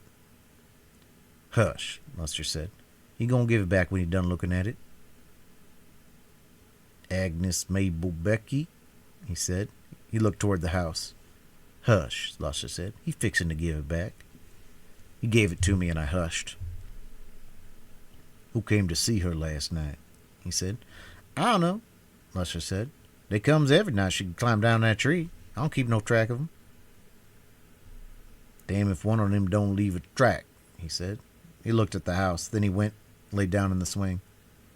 Go away, he said. Don't bother me. Come on here, Lester said. You done played hell now. Time Miss Quentin got done telling on you. We went to the fence and looked through the curling flower spaces. Lester hunted in the grass. I had it right here, he said. I saw the flag flapping and the sun slanting on the broad glass. They'll be along soon, Lester said. There's some now, but they're going away. Come on, help me look for it. We went along the fence. Hush, Lester said. How'd I make them come over here? They ain't coming. Wait, there'll be some in a minute. Look yonder, here they come. I went along the fence to the gate where the girls passed with their book satchels. You Benji, Lester said. Come back here. You can't do no good looking through the gate, TP said. Miss Caddy done gone long ways away. Done got married and left you. You can't do no good holding to that gate and crying. She can't hear you. What is it he wants, TP, Mother said. Can't you play with him and keep him quiet? He wants to go down yonder and look through the gate, TP said. Well, he cannot do it, Mother said. It's raining. You'll just have to play with him and keep him quiet. You, Benjamin. Ain't nothing gonna quiet him, TP said. He thinks if he's down to the gate, Miss Caddy come back. Nonsense, Mother said. I could hear them talking. I went out the door and I couldn't hear them, and I went down to the gate where the girls passed with their book satchels. They looked at me, walking fast with their heads turned. I tried to say, but they went on, and I went along the fence trying to say, and they went faster. Then they were running, and I came to the corner of the fence, and I couldn't go any further, and I held to the fence, looking after them and trying to say. You, Benji, TP said. What you doing slipping out? Don't you know Dilsey whip you? You can't do no good, moaning and slobbering through the fence, TP said. You done scared them children. Look at them, walking on the other side of the street. How did he get out? Father said. Did you leave the gate unlatched when you came in, Jason? Of course not, Jason said. Don't you know I've got better sense than to do that? Do you think I wanted anything like this to happen? This family is bad enough, God knows. I could have told you all the time. I reckon you'll send him to Jackson now, if Mrs. Burgess don't shoot him first. Hush, Father said. I could have told you all the time, Jason said. It was open when I touched it, and I held it to the twilight. I wasn't crying, and I tried to stop, watching the girls coming along in the twilight. I wasn't crying. There he is. They stopped. He can't get out. He won't hurt anybody anyway. Come on. I'm scared too. I'm scared. I'm going to cross the street. He can't get out. I wasn't crying. Don't be afraid, Cat. Come on. They came on in the twilight. I wasn't crying, and I held to the gate. They came slow. I'm scared. He won't hurt you. I pass here every day. He just runs along the fence. They came on. I opened the gate, and they stopped, turning. I was trying to say, and I caught her, trying to say. And she screamed, and I was trying to say, and the bright shapes began to stop, and I tried to get out. I tried to get it off my face, but the bright shapes were going again. They were going up the hill to where it fell away, and I tried to cry, but when I breathed in, I couldn't breathe out again to cry. And I tried to keep from falling off the hill, and I fell off the hill into the bright, whirling shapes. Here, Looney, Luster said. Here comes some. Hush your slobbering and moaning now. They came to the flag. He took it out, and they hit. And then he put the flag back. Mister, Luster said. He looked around. What? He said. Want to buy a golf ball? Luster said. Let's see it. He came to the fence, and Luster reached the ball through. Where'd you get it? He said. Found it, Luster said. I know that, he said. Where? Somebody's golf bag? I found it laying over here in the yard, Luster said. I'll take a quarter for it. Makes you think it's yours, he said. I found it, Luster said. Then find yourself another one, he said. He put it in his pocket and went away. I gotta go to that show tonight, Luster said. That's so, he said. He went to the table. 4, Caddy, he said. He hit. I declare, Luster said. You fusses when you don't see him, and you fusses when you does. Why can't you hush? Don't you reckon folks get tired of listening to you all the time here? You dropped your Jimson weed. He picked it up and gave it back to me. You needs a new one. You about wore that one out. We stood at the fence and watched them. That white man hard to get along with, Luster said. You see him take my ball? They went on. We went on along the fence. We came to the garden, and we couldn't go any further. I held to the fence and looked through the flower spaces. They went away. Now I ain't got nothing to moan about, Luster said. Hush up. I the one got something to moan over. You ain't. Here, why don't you hold on to that weed? You be bellering about it next. He gave me the flower. Where you headed now? Our shadows were on the grass. They got to the trees before we did. Mine got there first. Then we got there. Then the shadows were gone. There was a flower in the bottle. I put the other flower in it. Ain't you a grown man now, Luster said, playing with 2 weeds in a bottle. You know what they're going to do with you when Miss Caroline die? They're going to send you to Jackson, where you belong. Mr. Jason says so. Where you can hold the bars all day long with the rest of the loonies and slobber. How you like that? Luster knocked the flowers over with his hand.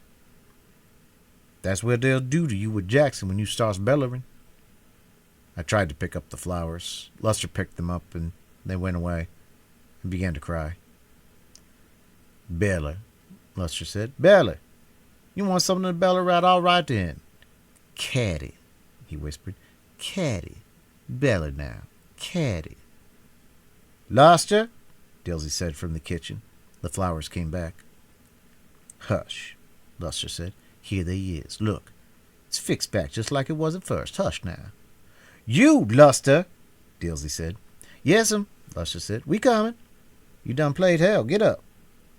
He jerked my arm, and I got up. We went out of the trees. Our shadows were gone. Hush, Luster said. Look at all them folks watching you. Hush. You bring him on here, Dilsey said. She came down the steps. What you done to him now? She said. Ain't done nothing to him, Luster said. He just started bellowing. Yes, you is, Dilsey said. You done something to him. Where you been? Over yonder under them cedars, Luster said. Getting quit and all riled up, Dilsey said. Why can't you keep him away from her? Don't you know she don't like him where she at? Got as much time for him as I is, Luster said. You ain't none of my uncle. Don't you sass me in, boy, Dilsey said. I ain't done nothing to him, Luster said. He was playing there. All of a sudden he started bellowing. Is you been projecting with his graveyard? Dilsey said. I ain't touched his graveyard, Luster said.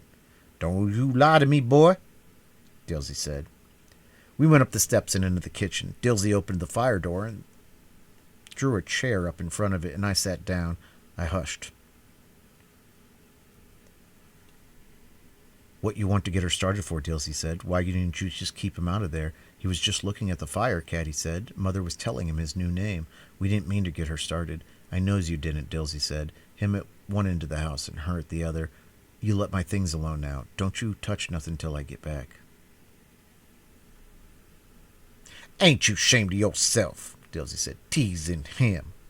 She set the cake on the table. I ain't been teasing him, Luster said. He was playing with that bottle full of dog fennel, and all of a sudden he started up bellowing. You heard him. You ain't done nothing with these flowers, Dilsey said. I ain't touched his graveyard, Luster said. What I want with his truck? I was just hunting for that quarter. You lost it, did you?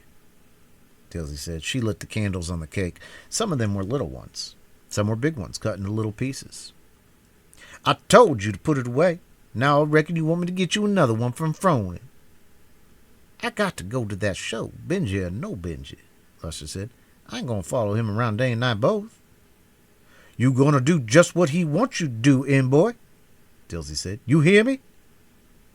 Ain't I always done it? Luster said. Don't I always do what he wants? Don't I, Benji? Then you keep it up, Dilsey said.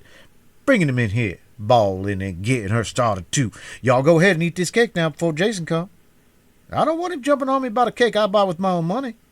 Me baking a cake here, with him counting every egg that comes into this kitchen. See, can you let him alone now, unless you don't want to go to that show tonight? Dilsey went away. Can't blow out no candles, Luster said. Watch me blow them out. He leaned down and puffed his face. The candles went away. I began to cry. Hush, Luster said. Here, look at the fire while I cut the cake. I could hear the clock, and I could hear Caddy standing behind me, and I could hear the roof. It's still raining, Caddy said. I hate rain. I hate everything. And then her head came into my lap, and she was crying, holding me, and I began to cry. Then I looked at the fire again, and the bright, smooth shapes went again. I could hear the clock, and the roof, and Caddy. I ate some cake. Luster's hand came and took another piece. I could hear him eating. I looked at the fire. A long piece of wire came across my shoulder. It went to the door, and then the fire went away. I began to cry. What you howling for now? Luster said. Look here. The fire was there. I hushed. Can't you sit and look at the fire and be quiet like Mammy told you?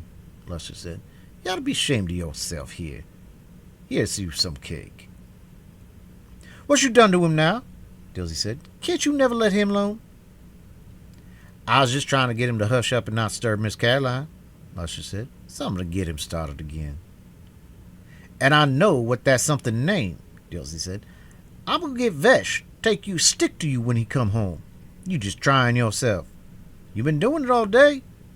Did you take him down to the branch? No, Luster said. We've been right here in this yard all day, like you said. His hand came for another piece of cake. Dilsey hit his hand. Reach it again. I chop it right off with this here butcher knife, Dilsey said. I bet he ain't had one piece of it. Yes, he is, Luster said. He already had twice as much as me. Ask him if he ain't. Reach it one more time, Dilsey said. Just reach it. That's right, Dilsey said. I reckon it'll be my time to cry next. Reckon Maury gonna let him cry on a while, too. His name's Benji now, Caddy said. How come it is, Dilsey said. He ain't wore out the name he was born with yet, is he? Benjamin came out the Bible, Caddy said. It's a better name for him than Maury was. How come it is, Dilsey said. Mother says it is, Caddy said. Huh, Dilsey said. Name ain't gonna help him, hurt him neither. Folks don't have no luck changing name. His name's been Dilsey since... My name been Dilsey since before I could remember, and it's been Dilsey when they's long forgot me. How will they know it's Dilsey when it's long forgot, Dilsey? Caddy said. It'll be in the book, honey, Dilsey said. Writ out. Can you read it, Caddy said. Won't have to, Dilsey said. They'll read it for me.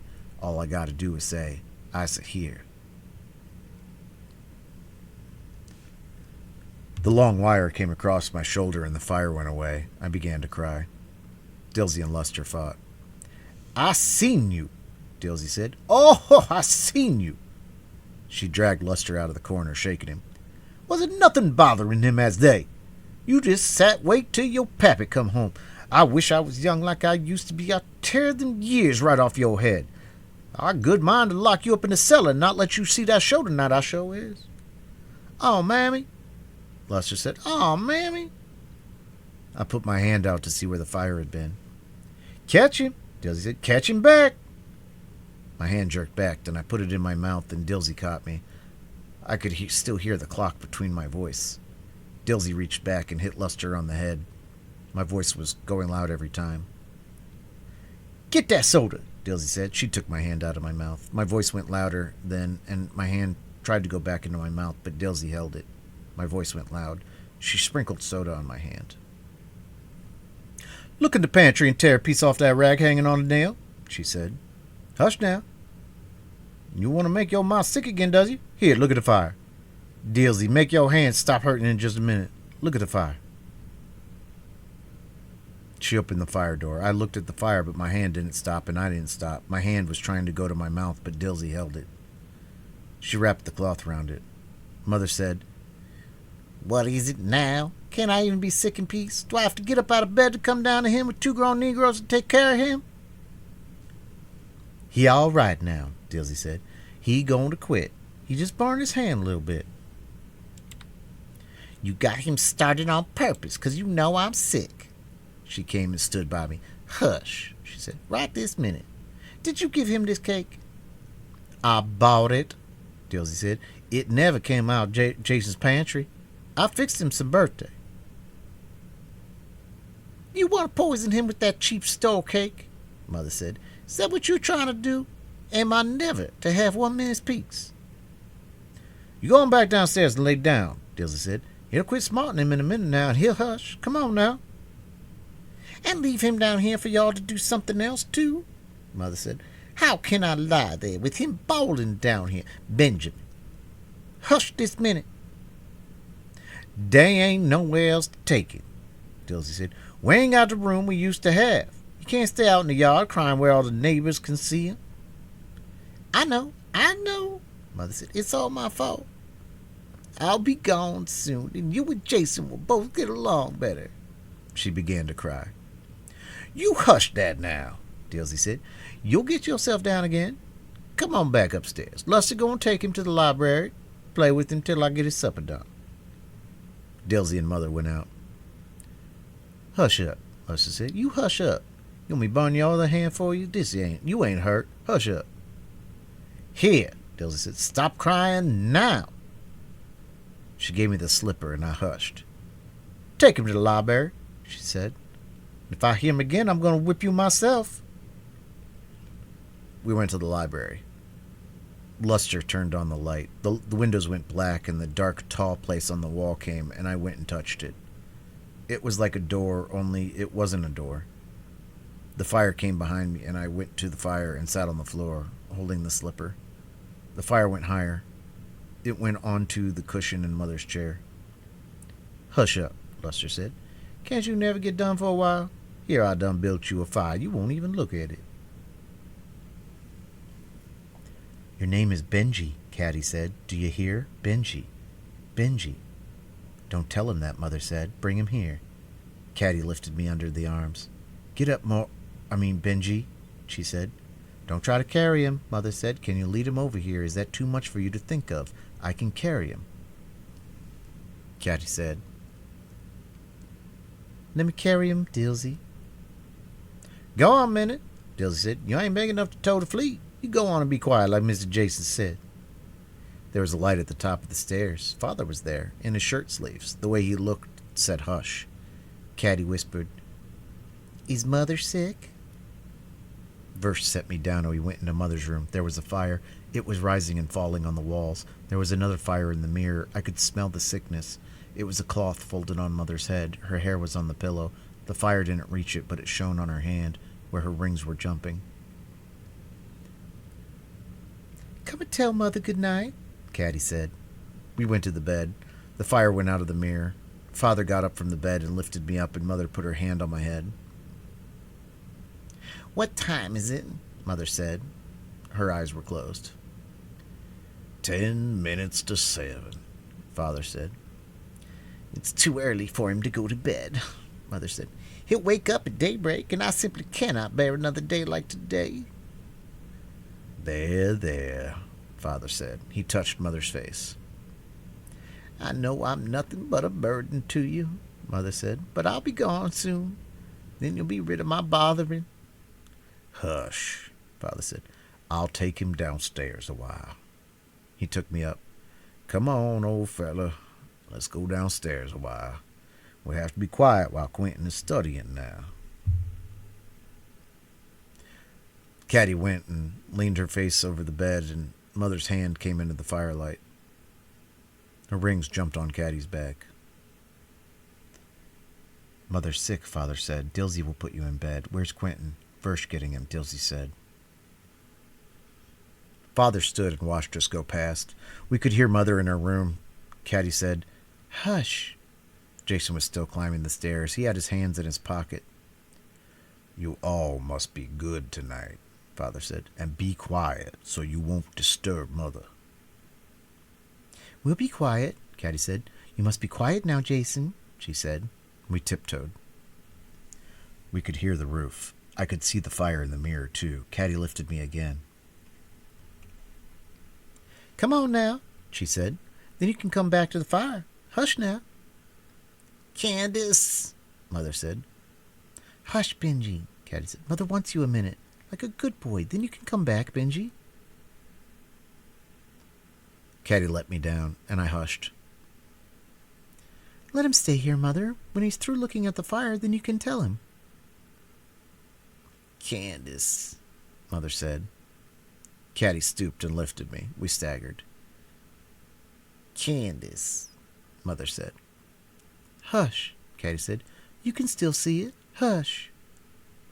Bring him here, Mother said. He's too big for you to carry. You must stop trying. You'll injure your back. All of our women have prided themselves on their carriage.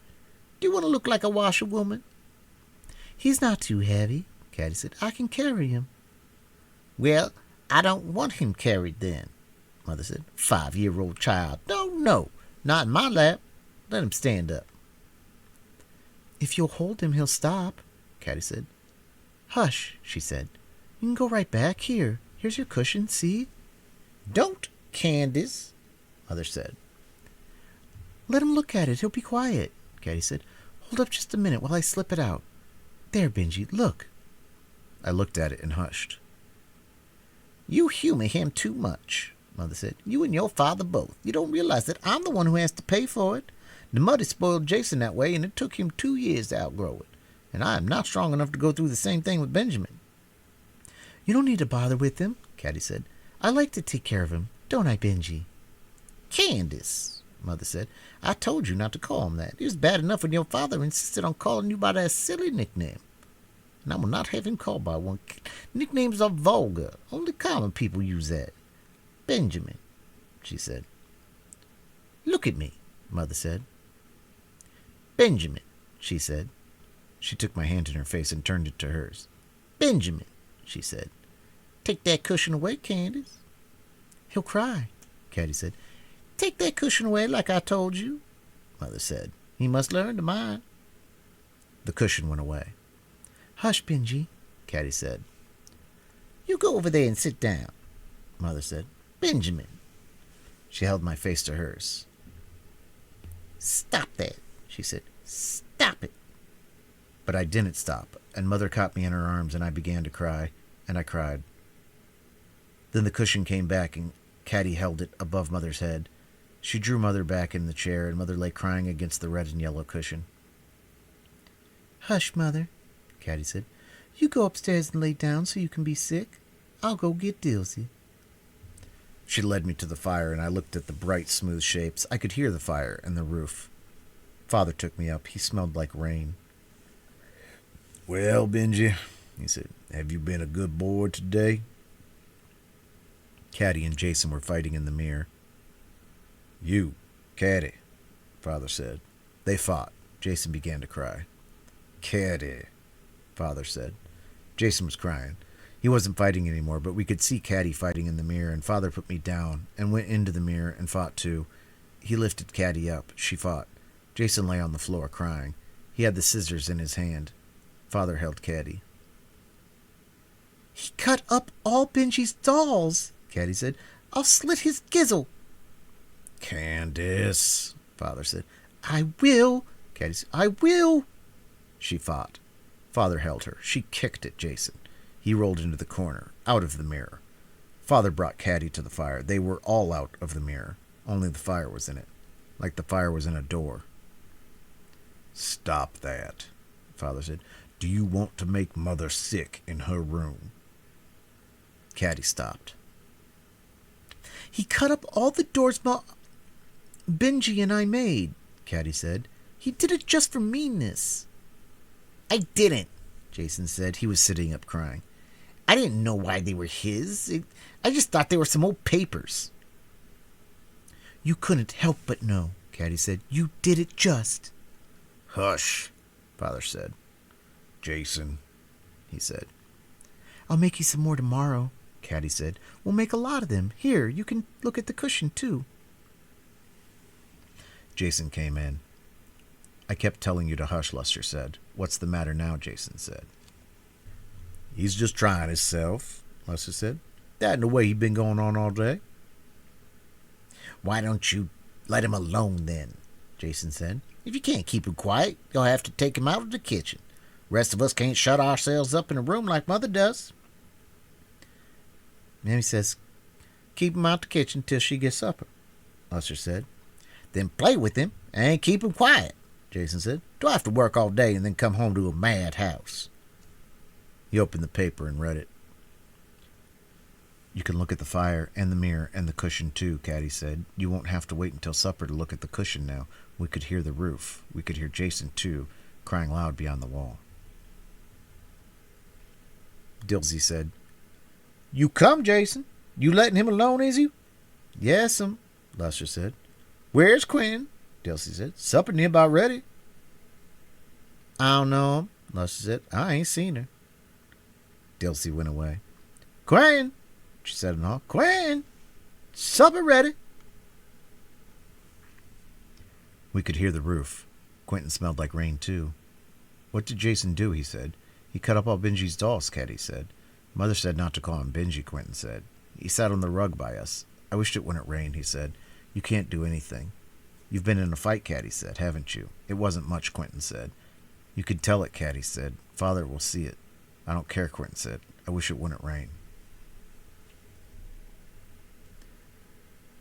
Quentin said, Didn't Dilsey say supper was ready? Yes'm, Lester said. Jason looked at Quentin. Then he read the paper again. Quentin came in. She say about ready, Lester said. Quentin jumped down in Mother's chair. Lester said, Mr. Jason. What? Jason said. Let me have 2 bits, Lester said. What for? Jason said. Go to the show tonight, Lester said. I thought Dilsey was going to get a quarter from Frony for you, Jason said.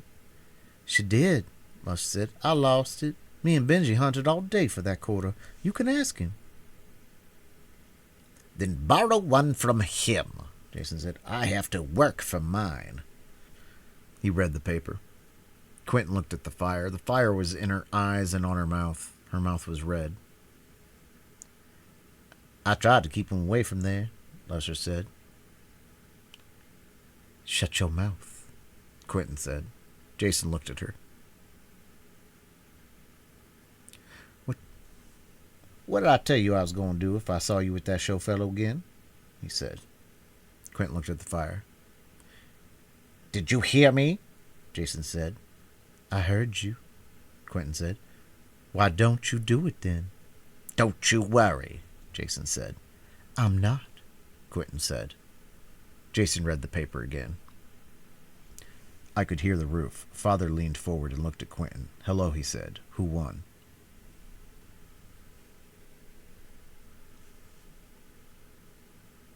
Nobody, Quentin said. They stopped us, the teachers. Who was it? Father said. Will you tell? It was all right, Quentin said. He's as big as me. That's good, Father said.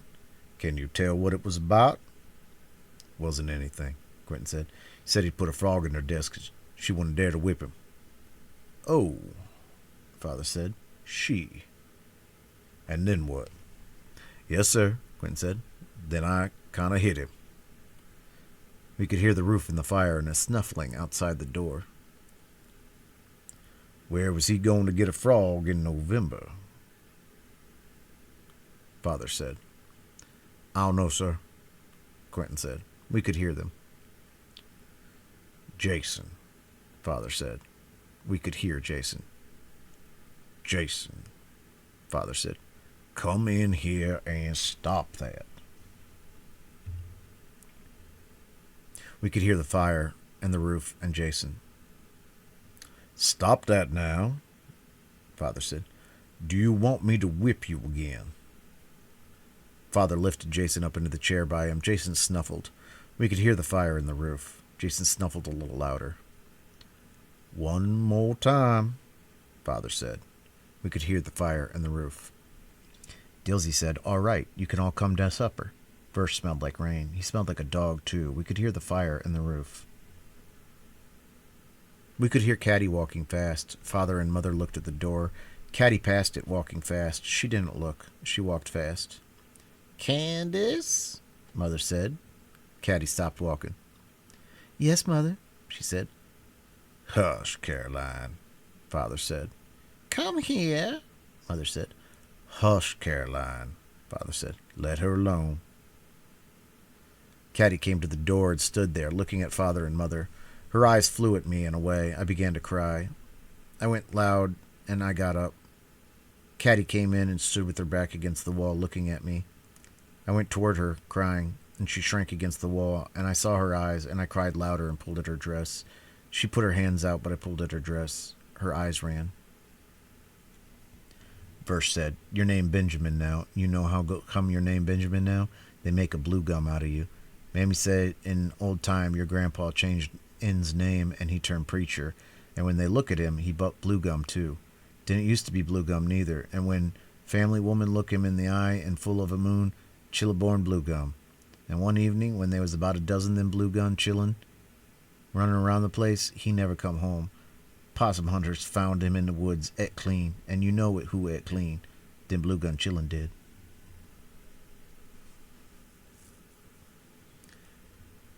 We were in the hall. Caddy was still looking at me. Her hand was against her mouth, and I saw her eyes, and I cried. We went up the stairs. She stopped again, against the wall, looking at me, and I cried. And she went on, and I came on, crying. And she shrank against the wall, looking at me. She opened the door to her room, but I pulled at her dress, and we went to the bathroom, and she stood against the door, looking at me. Then she put her arm across her face, and I pushed at her, crying. What are you doing to him? Jason said. Why can't you let him alone? I ain't touching him, Lester said. We've been doing this all day long. He needs whipping. He needs to be sent to Jackson, Quentin said. How can anybody live in a house like this? If you don't like it, young lady, you better get out, Jason said. I'm going too, Quentin said. Don't you worry. Verse said, you move back some so I can dry my legs off. He shoved me back a little. Don't you stop bellering now. You can still see it. That's all you have to do. You ain't had to be out in the rain like I is. You was born lucky and don't know it. He lay on his back before the fire. You know how come your name Benjamin now? Verse said. Your mama too proud for you, well, Mammy say.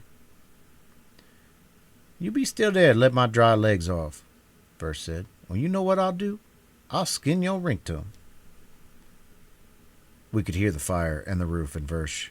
Versh got up quick and jerked his legs back. Father said, All right, Versh.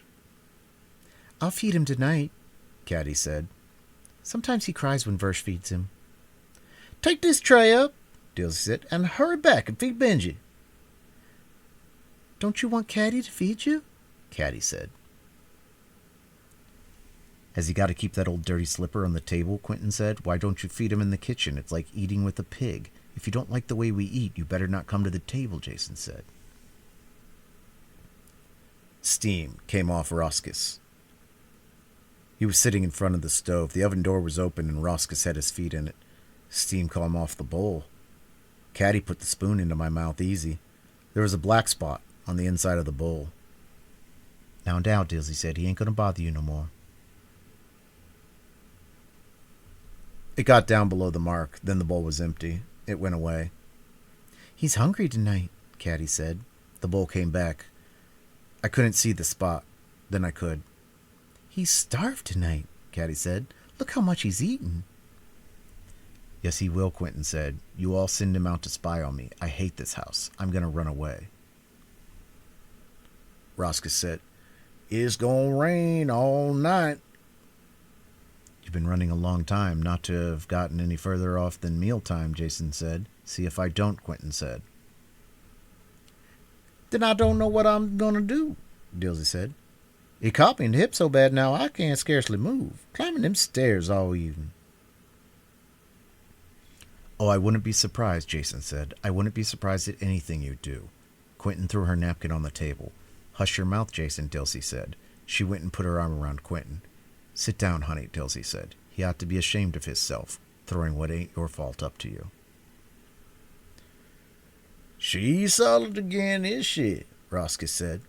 Hush your mouth, Dilsey said.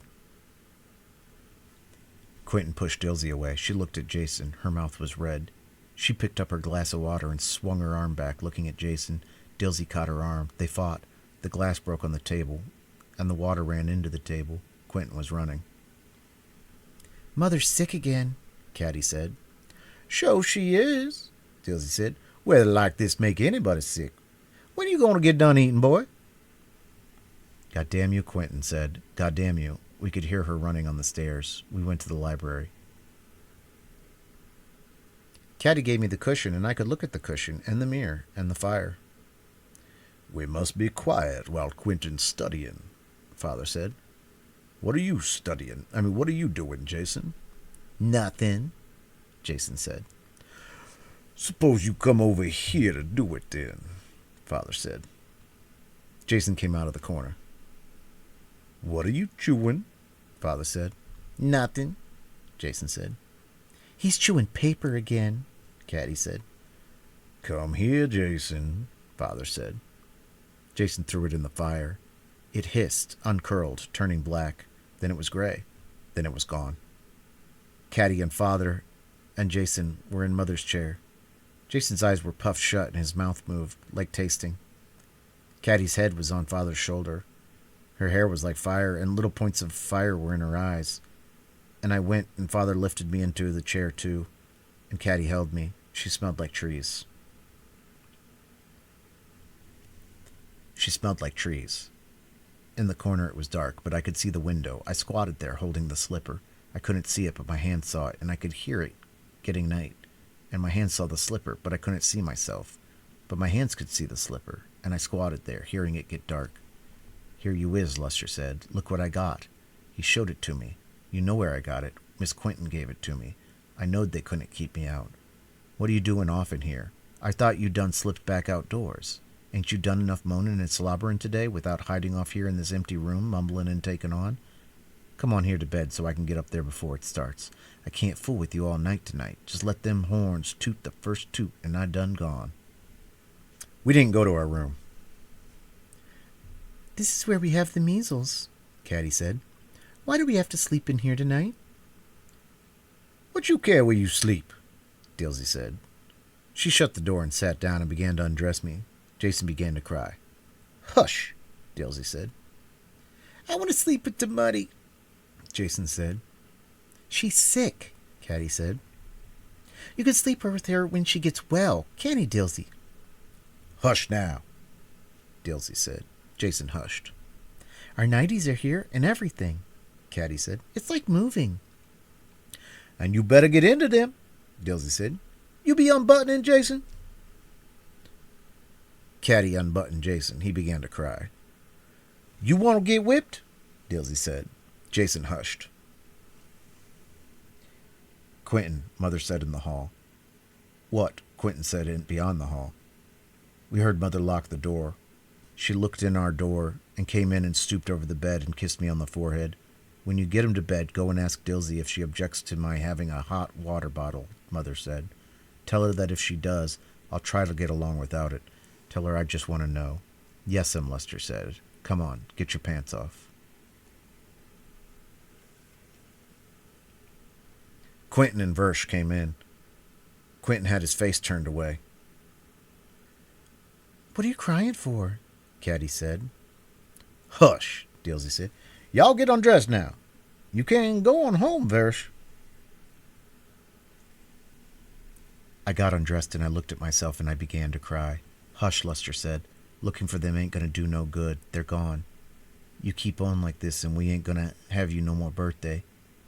He put my gown on. I hushed, and then Lester stopped, his head toward the window. Then he went to the window and looked out. He came back and took my arm. Here she comes, she said. Be quiet now. We went to the window and looked out. It came out of Quentin's window and climbed across into the tree. We watched the tree shaking. The shaking went down the tree. Then it came out, and we watched it go across the grass. Then we couldn't see it.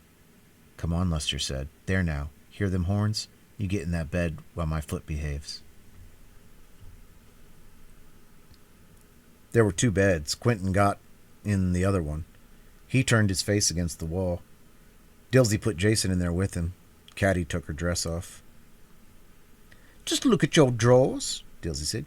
You better be glad your ma ain't seen you. I already told on her, Jason said. I bound you would, Dilsey said. And see what you got by it, Caddy said. Tattletale. What did I get by it? Jason said. Why don't you get your nightie on, Dilsey said. She went and helped Caddy take off her bodice and drawers. Just look at you, Dilsey said. She wadded the drawers and scrubbed Caddy behind with them. It's done so clean through onto you, she said. But you won't get no bath here this night, here. She put Caddy's nightie on her, and Caddy climbed into the bed, and Dilsey went to the door and stood with her hand on the light. Y'all be quiet now, you hear? She said. All right, Caddy said. Mother's not coming in tonight, she said. So you still have to mind me. Yes, Dilsey said. Go to sleep now. Mother's sick, Caddy said. She and Muddy are both sick. Hush, Dilsey said. You go to sleep. The room went black except the door. Then the door went black. Caddy said, Hush, Maury, putting her hand on me, so I stayed hushed. We could hear us. We could hear the dark. It went away, and Father looked at us. He looked at Quentin and Jason. Then he came and kissed Caddy and put his hand on my head. Is Mother very sick? Caddy said. No, Father said. Are you going to take good care of Maury? Yes, Caddy said. Father went to the door and looked at us again. Then the dark came back, and he stood black in the door, and then the door turned black again. Caddy held me, and I could hear us all, and the darkness, and something I could smell. And then I could see the windows where the trees were buzzing. Then the dark began to go in smooth, bright shapes like it always does, even when Caddy says that I have been asleep.